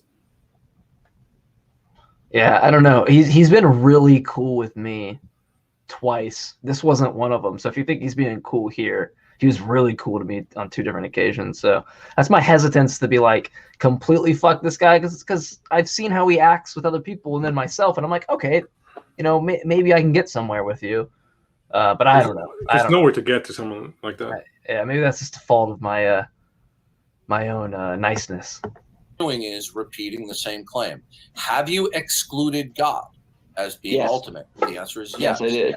Okay. Now, when I ask you how you do that, then you're just saying, because I don't know that God exists. All you're simply doing is making a form of circular logic. Nope, because I don't believe the proposition is true, which means I don't have justification. So if that's justification for the lack of my justified true belief, there you fucking go.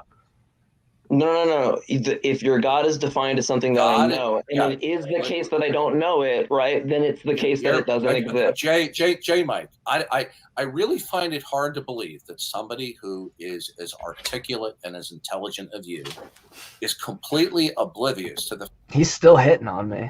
fact that you're being entirely and completely circular. When you say you don't know God, okay, that is the same saying as all facts do not necessitate God as ultimate. When I ask you, how do you defend that, okay, when you don't know what's ultimate, then you repeat the same thing again. I don't know that God exists. You're simply repeating, Jmike, please don't listen to me, Jmike. If you say, I don't know that God exists, is that equal to all the facts I'm acquainted with do not necessitate referencing the necessity of God? You want to know why it's yes? Because analytically, his God is defined as something at which we all know. Right. And once that implication is defeated, I don't need anything. Right? The same way it goes. If it's Tuesday, then if it's Tuesday, then the moon is made of cream cheese. Well, I just know that it's Tuesday and it's not the case that the moon's made of cream cheese, right? Or that it's Wednesday and the moon's not made of cream cheese, right? The consequent just doesn't follow at that point. I mean, so if you're gonna define it as analytically true, and that the consequent follows, but that I don't actually hold the consequent, right? Which is right. Q. Well, then it just follows that from that consequent, from it being not the consequent, then it's not the antecedent.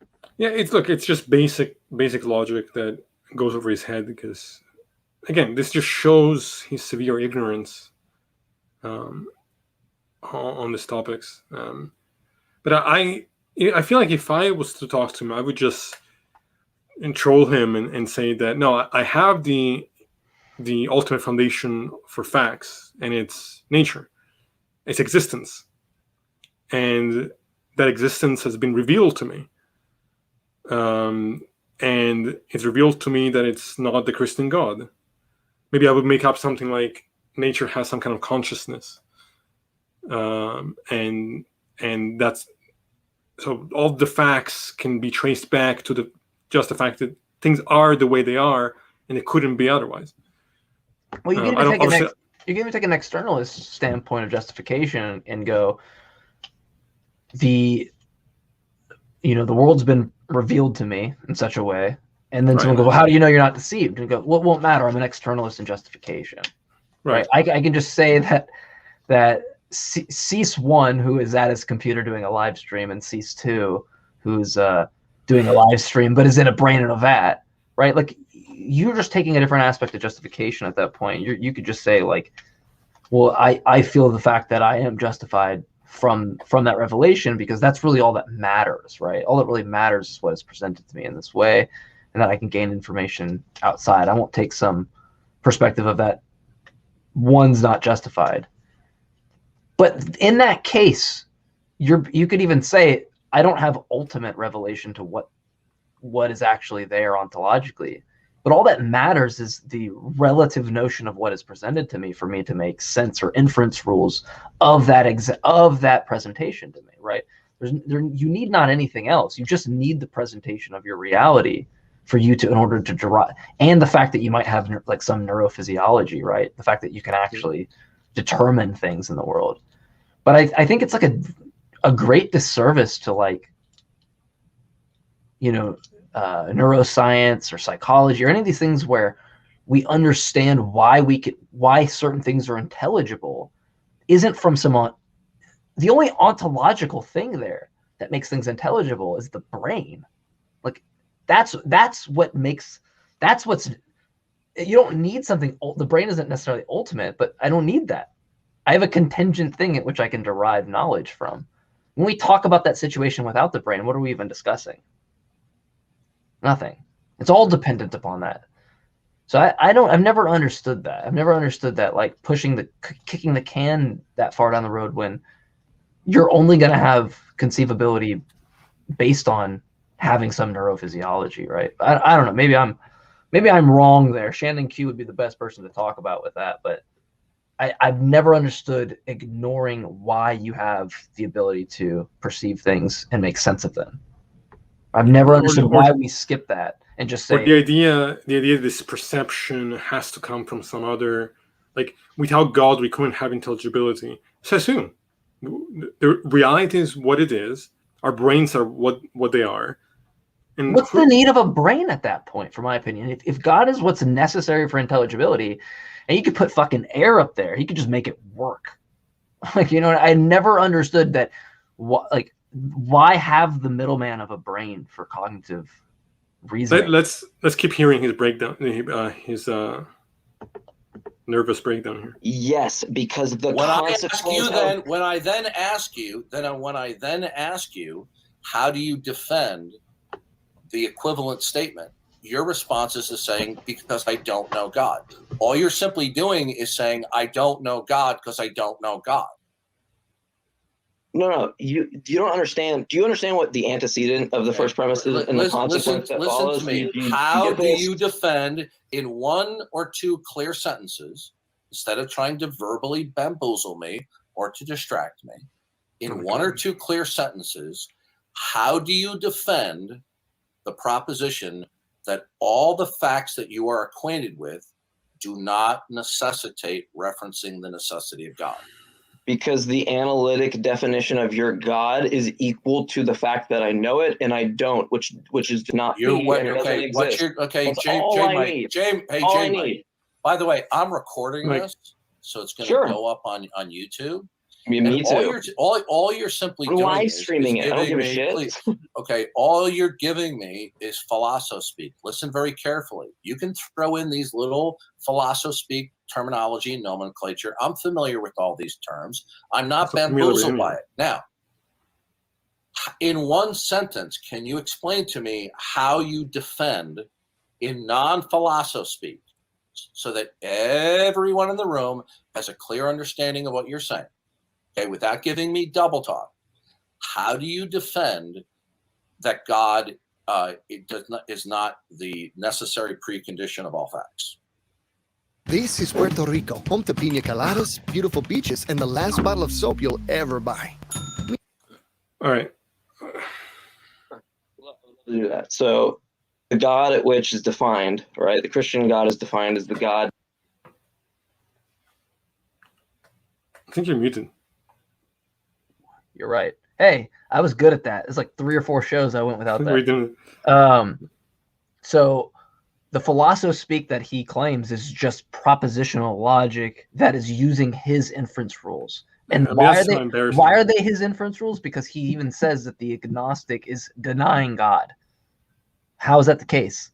Well, it's the case because if you know it, right, then if it's the case that you claim you don't know it, then it's the claim that you are referencing that God doesn't exist, because you don't have to actually reference God for facts. It's the same argument that he applies to when someone says, I lack the belief. That's all I'm doing. Taking his whole bullshit, I call it part 1 of his argument, which part 1 of his argument is to establish to the lack theist, which, by the way, I'm not a lack theist, if that's what you want to call it. I would say I'm an atheist with with an undergird of like fallibilism, right? Like I can't say that I know for sure, but I can say infallibly, right? I could be proven wrong that for all intents and purposes, God does not exist. I would take that position, more of the philosophy position, I would say. But it's really strange to me that he doesn't understand like the implications to the thing he set up himself.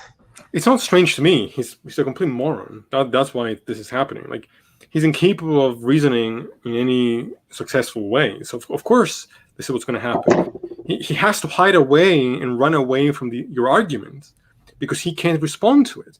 So he has to downplay it as, just babble and double talk and trying to dodge, when in reality you're providing an argument, one that he can't respond to.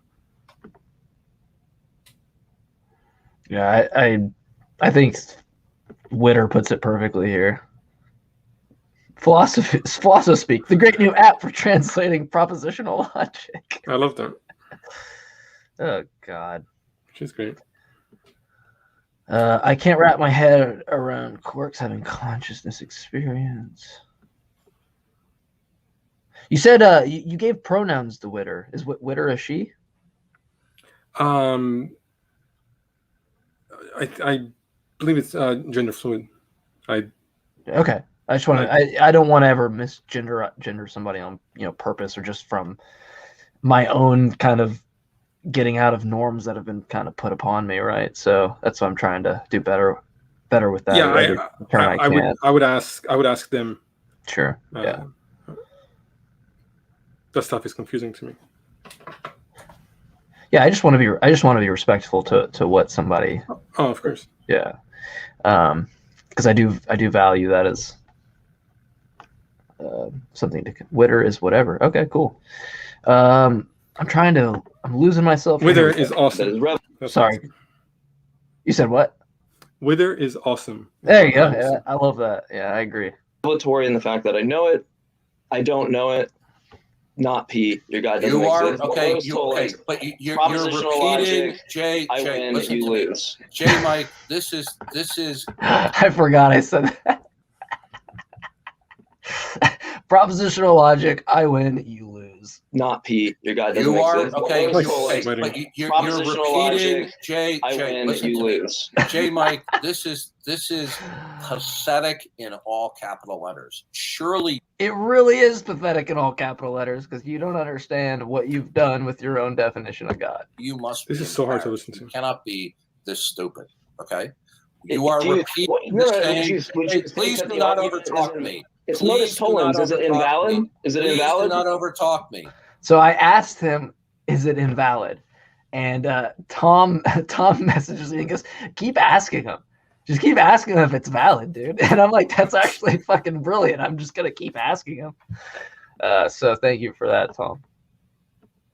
Jmike, being argumentative and over-talking makes you look really bad on YouTube. Listen very carefully. I beg to differ. What you are saying, are you defending? Jmike, I really don't want to have to server meet you. You were badly behaved. Jmike, listen to me carefully. I'm badly behaved. Time out. The last couple of times we had an encounter on Discord, you were so obnoxious and over talking and rude. I had to server meet you several times. Then you go onto YouTube and then you whine and claim that you were actually mistreated when you were the one that's out of line. You're being out of line now. You're being argumentative with me and you're engaging in fast talking in order to cloud the issue. Listen carefully. Do you defend the proposition?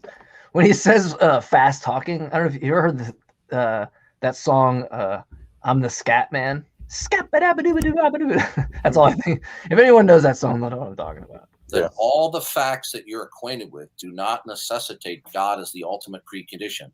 Do you defend that proposition by the claim that you do not know God? Because if any God is defined, that's a yeah. Okay, listen to me. That's a yeah. It's so frustrating talking to him and not being able to go yes because, right? Like, because if you just said, Mike, you don't believe that, like, okay, if I'm a non-cognitivist and you go, okay, my moral propositions don't actually, they don't actually refer to anything in the world, right? To you, right? Or maybe let's say I'm an emotivist, right? So if I'm an emotivist, I'm going to say like, we talk about murder, I'm gonna be like, boo murder, or yay charity, right? Like that's what a motivist is gonna kind of say. They're gonna say it's not a proposition, right? But if you asked me like, hey, Mike, you're an emotivist. By the way, I'm not an emotivist, but hey, Mike, you're an emotivist. Do you think that moral propositions are actual propositions at all? And I would say, no. Would that be satisfying to you for me just to say no? Or would you want to hear why I don't think that that's the case? Right. Right? So that you could actually, like, what are you, as an interlocutor, if I just tell you no, what do you have to go off of? You just go, oh, okay. So why? Then you would ask why, right? So why not just fill that part in? I've never, anyway. Well, any God that's defined is not a yes, Mike. Yes, Right? any Listen God that's defined as like, this is just basic inference rules. This is the shtick that you did before. This is what you're trying now. It's not going. By the way, this isn't the shtick I pulled before. The last time I talked to him, I just asked him how he differentiates on his phenomenological state that he isn't deceived. Like how he would actually know, or how he would actually know that God isn't feeding him information that's wrong. How would he actually know that? Which is the implication issue of the fact that you say you have knowledge doesn't mean you have knowledge of everything that's entailed by that knowledge. The same way that if I have knowledge of certain mathematical axioms, I don't have knowledge of every derivation possible. Right? It's just a simple entailment. To work.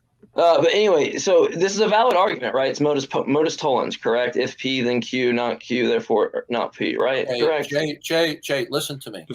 I'm trying to find the problem, and you're not dissecting. Listen, Jay, you're doing it. See, like he refuses to actually go down the line of logic. Do you want to? Yeah, of course he does. We'll give it what, one more minute, and then we'll cut it. I know I can tell you're like so done. You're so done with this. I can't listen to him. He's so worthless. Like you're gonna want to do a whole other 2-hour show so that you can rant. Yeah, right. We'll go one more minute, and then we'll finish it. If not, you guys can finish it sometime. This is farther than we thought we'd get because we were gonna get the Q&A in as well. Because I do want to get to the Q&A for a few minutes. So, if you have questions, please go ahead. I beg you to put them in now, so that way, after the minute we have something to go off of. I just don't expect that people would think we have anything really interesting to say because we're kind of boring. But but if you have something, maybe we can give you something to say. So please give a question if you feel so. Exactly what you did before. Okay, you're trying to fast talk. You're trying to verbally bamboozle me. I'm not stupid, Jmike. The people in the room aren't stupid, and neither is the YouTube audience. Listen very carefully. The proposition that all the facts you are acquainted with do not necessitate the necessity of God as the ultimate precondition. You hold to that proposition. Do you defend that Okay, Jmike. I'm really not going to continue with you until you recognize the validity of the argument. Thank you for your time. You've obviously shown that you don't know how to have. Jay, if you don't stop over talking me, I'm going to have to server mute you. I've been more than patient and cordial with you. I am simply asking a question. You are not even Jmike, last warning, Jmike. Please stop being abusive.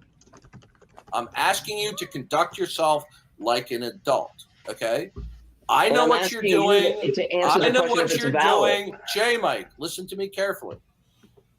You are doing exactly what you did before. I am trying to get a question out, okay? Now listen carefully.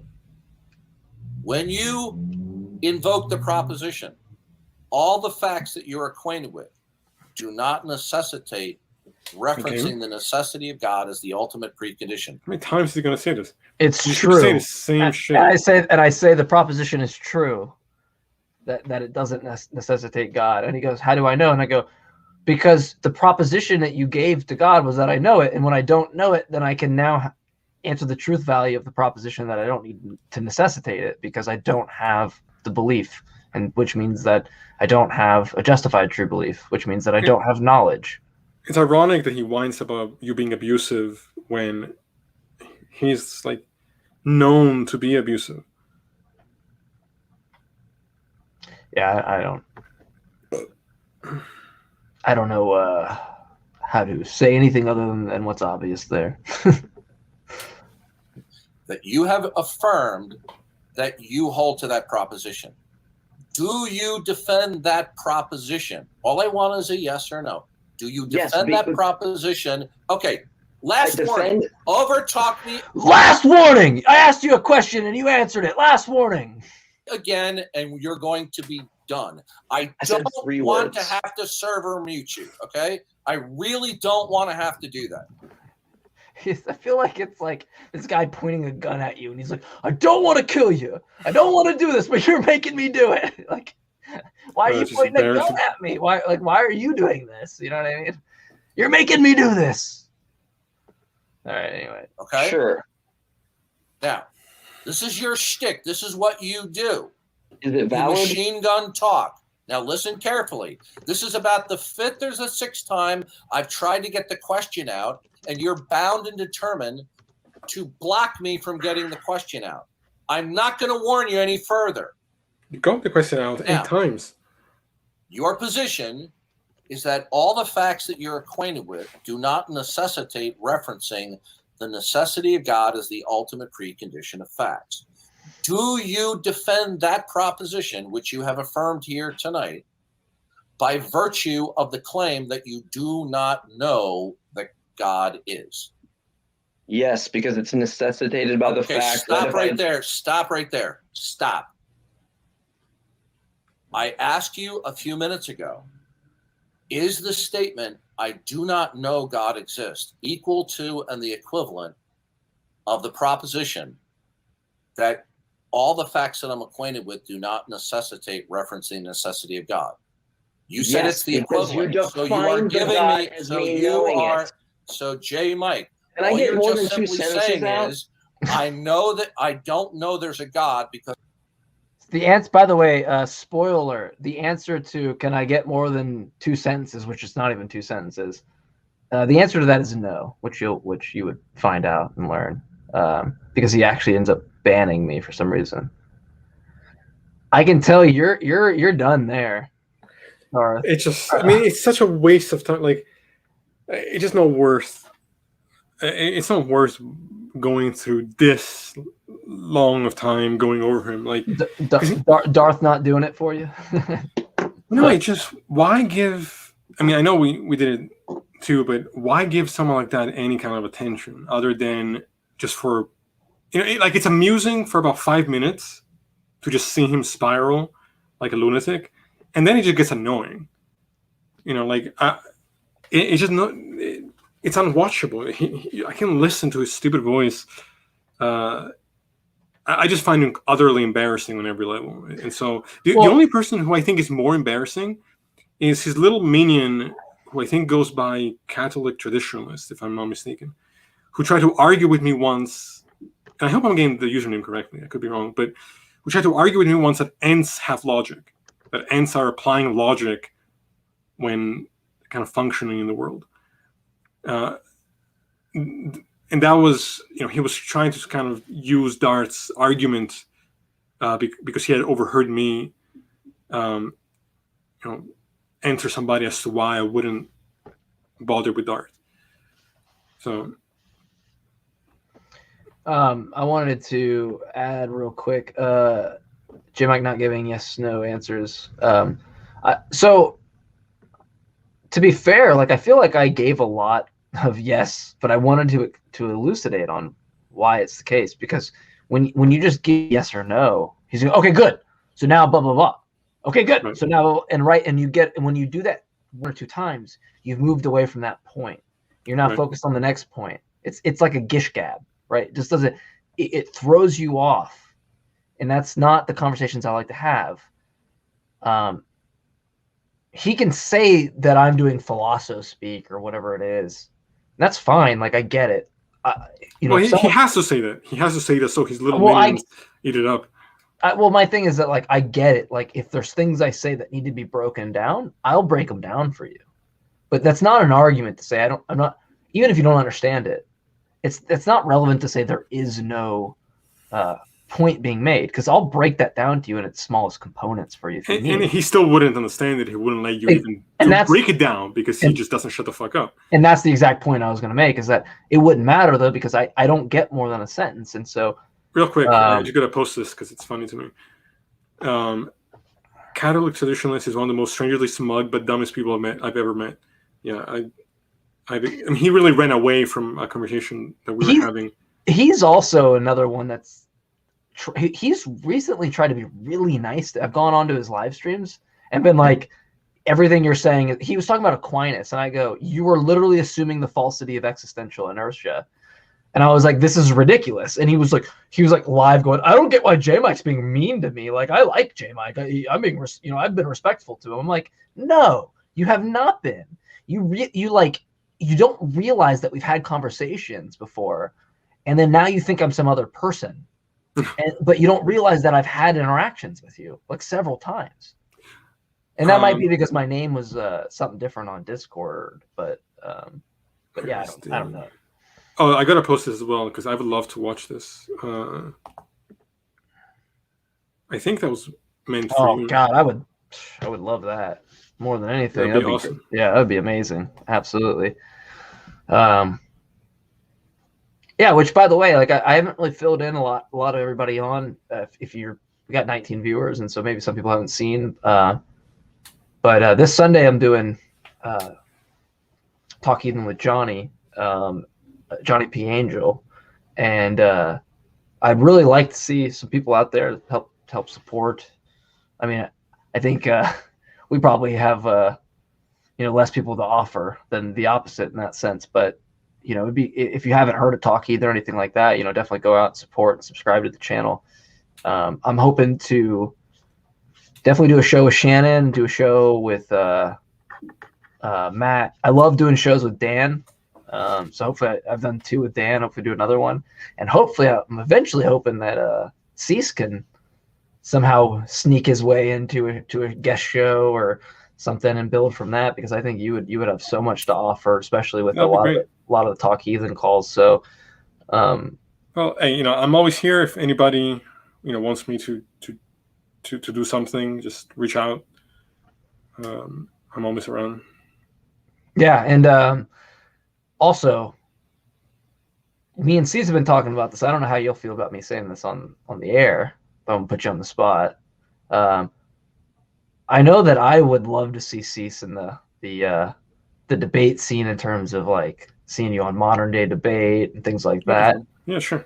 And even myself at some point, I've been less focused with specific debates. It seems just easier for me to go on Discord and just start a debate with somebody than it does like doing the whole process of setting it up and then waiting and all that. That seems too much for me at sometimes. But yeah, hopefully we get that. If that's the case, you'll hear on the show if we get that to be the case. But yeah, I guess, is there anything you wanted to? I think we have a couple questions. I'm not sure, but while I look for them, is there anything you kind of wanted to mention for this show and then going forward and things like that? So yeah, a few things. One, yeah, I would love to go on Modern Day Debate at some point and debate any number of topics. I think that'll be a fun experience. I think I'm getting better at debates online, that kind of thing. It's starting to become easier for me. So that'd be good. The other thing is, in the near future, we're like I said, I think this weekend, I think on Saturday, we'll do part 2 of the more conversation on morality, and perhaps go into the consciousness conversation. I think next week we'll have a conversation about idealism, and then we have some other guests in the work. Some are some scientists from Argentina that my brother is setting me up with, and I would love to talk with that group, because I think they're doing a lot of really important work. And then there is I want to have part 2 of a conversation that I had early, I think episode 15 or 16, I forget exactly when, with a pastor that we had. I'm trying to remember his first name. It escapes me at the moment, but he was actually a really cool guy. And I would like to invite him back on. I'll reach out to him. But outside of that, I don't have a lot to say. Just, I appreciate everybody. It's still amazing and kind of surreal to me that people tune in and care about what we have to say and are enjoying our content and subscribing and all this stuff. I never expected, if a year ago you had told me that I would have a YouTube channel and a Patreon and all this stuff, I wouldn't have believed it, because especially me being kind of shy and not really feeling weird about a spotlight on me, definitely a strange thing. But I love what we're doing, and I think there's a lot of potential to grow more. And yeah, I hope to keep doing this for a really long time. Yeah, and that actually leads me to a shout out for Witter and for Begin to Know, for our first 2 Patreon subscribers. I don't know which one was first. It might have been Witter. I think Witter was our first, or maybe it doesn't matter. But you guys were both our first, and so we really appreciate that. They both went to the top of the tier on that, and that was really great. So to even know that we make $30 a month off the show is like, whoa. Yeah, we officially cover the cost of our StreamYard and have a McDonald's meal potentially for each of us after. And that's pretty. I would never eat at McDonald's, but well, yeah. I get your point. Yeah. Probably a wise choice. But yeah, it's really cool. It's really sweet to know that that we have some people that are interested. And that honestly, Cease called me today and talked about it, like, hey, there's almost like a fire under our ass, for content, in terms of, if people are going to support us, right? We definitely got to pick it up. I feel like we've offered some, at least a show a week, but it would be great to offer at least the show or 2 a week that we do, plus an additional narrated video, and then some other content would be really nice to add to that. And so hopefully in the time where this kicks off a little bit more, we will get there and provide some content worth even just hitting the subscribe button for. And so yeah, just be on the lookout. I know we've made some promises we haven't necessarily, and a lot of that falls on my shoulders, that we haven't been able to fulfill. The precept video being the one that I think of off the top of my head. But I'm actually really glad that I've held off on it, in the sense that I think the content's going to be better from my interactions and applying that to the script. But yeah, we love everybody for supporting us. I know I'm going long on this, but I just wanted to at least acknowledge that at 1,000 subscribers, we should definitely give that love out. And actually, I'll add one last thing. For some people know this, but most don't. I've actually been working on creating a board game for about the last 5 years. I had to take a break from it because I went back to school, and then I had to focus on that. But now that I'm about to graduate, I've started to kind of work on it again, and it's very close to being done. And I'll probably come up with a Kickstarter at some point for it. I'm thinking that maybe people will give me some feedback if you think this is a good idea, but potentially one of the perks for a Patreon thing might be something related to the game, like maybe some art from the game or a version of the game, something like that, once it's all edited and completed, which I'm hoping will be in the next few months. Sure. So people want to let me know if you guys would be interested in anything like that. Let me know. But it's kind of a fantasy adventure. It has similarities to D&D, but it takes everything from that game that I don't like and changes it up. It's much more visual, and it's more accessible to people who aren't very familiar with those kind of games.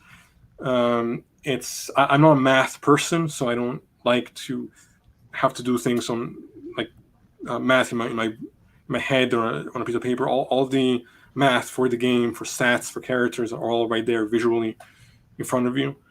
And at some point maybe I'll show some of the art and some of the cards that I have. In fact, Maybe I'll show one. Maybe I'll show one. Fill in the time real quick. I'll be back in 1 second. Yeah, I'll no grab worries. one. Yeah, that'd be great. Go ahead and go. I'm gonna Hungry Hippos Darth Dawkins edition. That'd be epic. I do play D&D with a group of friends. I didn't start playing until I was like 27, so fairly recent for me. But that was the first time I played, was probably one of the most magical moments, because it was the first time I had gone into my imagination in that way since I was a kid. And I remember my buddy asked me, like, "Hey, how'd you feel about it?" And I was like, I don't think I've ever had my imagination be so imaginative in such time. So I love D&D, but I'm actually helping to work with Cease right now on spells and things like that. And I know you reached out to me, so maybe this would be a great forum to do that and ask people. Yeah, so I'll show you a few of what we have. The one thing I like about the game is that there's going to be a vast combination of characters you can be between races and classes, some really weird combinations of things. But I've created the concepts, did all of the art. I did, I'll show you some of the cards. Let me know what you think. So I don't know if you can see this. The lighting might be too bad. Hold on. Oh my God, that looks really good. I feel like is my camera too dark? I don't know if you guys. How did you do the artwork? I've been drawing art since I could draw, like when I was a baby. I mean, not a baby, but you know what I mean. Like, how do I? Wow, the host of the show learned something that the audience is. Oh, there we go. So now you can see it better. I didn't know that you did that artwork. Like, you sent me the board and stuff, but I didn't really realize all that work came from. Okay, can you have to? I don't know if you sent me those. I feel like I remember the shapeshifter one. I don't think I've sent you really any pictures. Yeah. You sent me the board, I thought. No. I don't or a concept of the board, maybe not. And then, good night, Shannon. Thanks for tuning in. Those are sick looking, dude. Those look like. So basically, that's really good. Thank you. I appreciate it. Yeah, I put in a fuck ton of work into this. Like, it became almost like a full-time job at one point. It was, and the thing is, my OCD is so. You have to send those to me, at least one of them, just so that. Oh, for sure.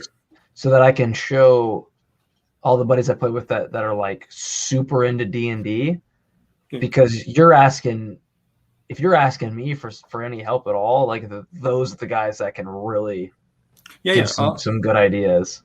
Later on, I'll send you the document I have and some of the art and the board. That'd be great. I can actually.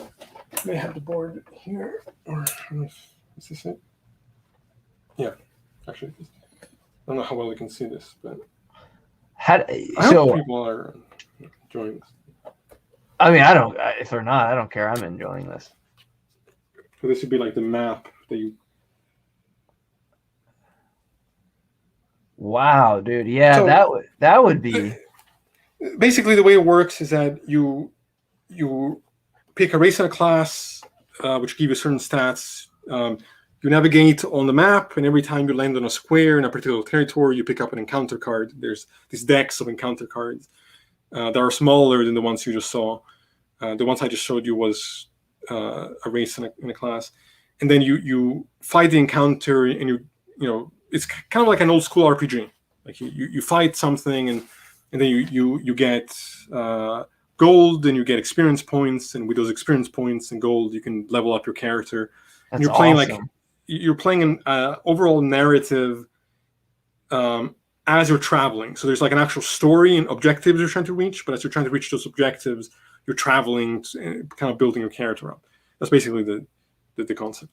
That's awesome. Yeah, I would. Yeah, I didn't realize how. I know we had talked about it, but I didn't realize how in depth you've.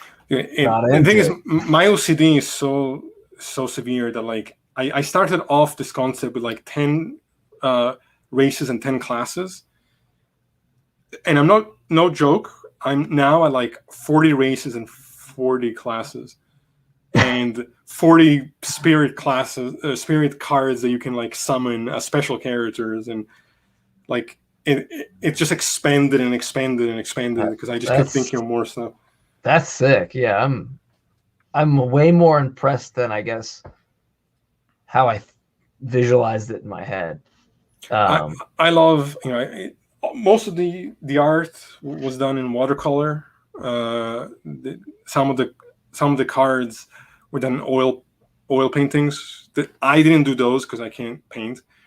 But the person that I was working on this previously did those.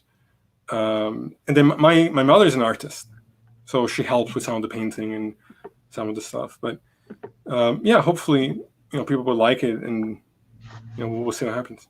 Yeah, I think that's a great way to end the stream, and we got about an hour, 2 hours and 15 minutes. Jeez, holy shit! That's I crazy. didn't realize how long we went. Sorry to any of those that wanted to see the end of that.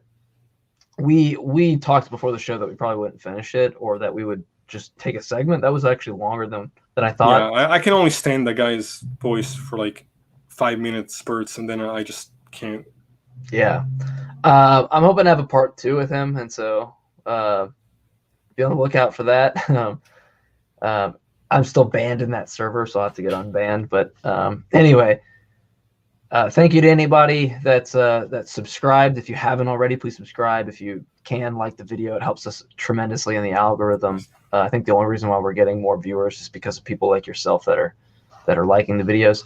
If you want to go above and beyond the like and the subscribe, you can go to patreon.com/axiomsontrial and subscribe there. And that's a great way to help us out. The more that we have, the more money we can put into this editing software for future scripted videos, things like that. So much appreciated. Again, I will always throw in the caveat that regardless of how any of those ventures turn out, we will always do this show. Oh, for sure. And so there's never any obligation. But we want to provide some content, but also have feedback. So even beyond the Patreon stuff, like throwing that aside, I think a lot of people do this like, oh, our Patreon subscribers, tell us what you want to hear. We just want to hear from anybody that subscribes or that listens. Like, what, even if you hate our show, like, what is it that you want us to cover? Because ideas that we come up with, sometimes we gotta like, oh, hey, what do you want to do on this show? And so it'd be nice to know what the audience wants to hear, as opposed to us trying to figure out what maybe topics you guys want to hear. And I know Cease is, well versed in a lot of things that I'm still looking into. But if we have some way to communicate the topics, to give us some time to research those things like that, to provide some of our opinions. I would never say educating or something like that, but to just provide our opinions on it. But yeah, anyway, at this point I'm just rambling. Cece, you want to add anything before we sign off?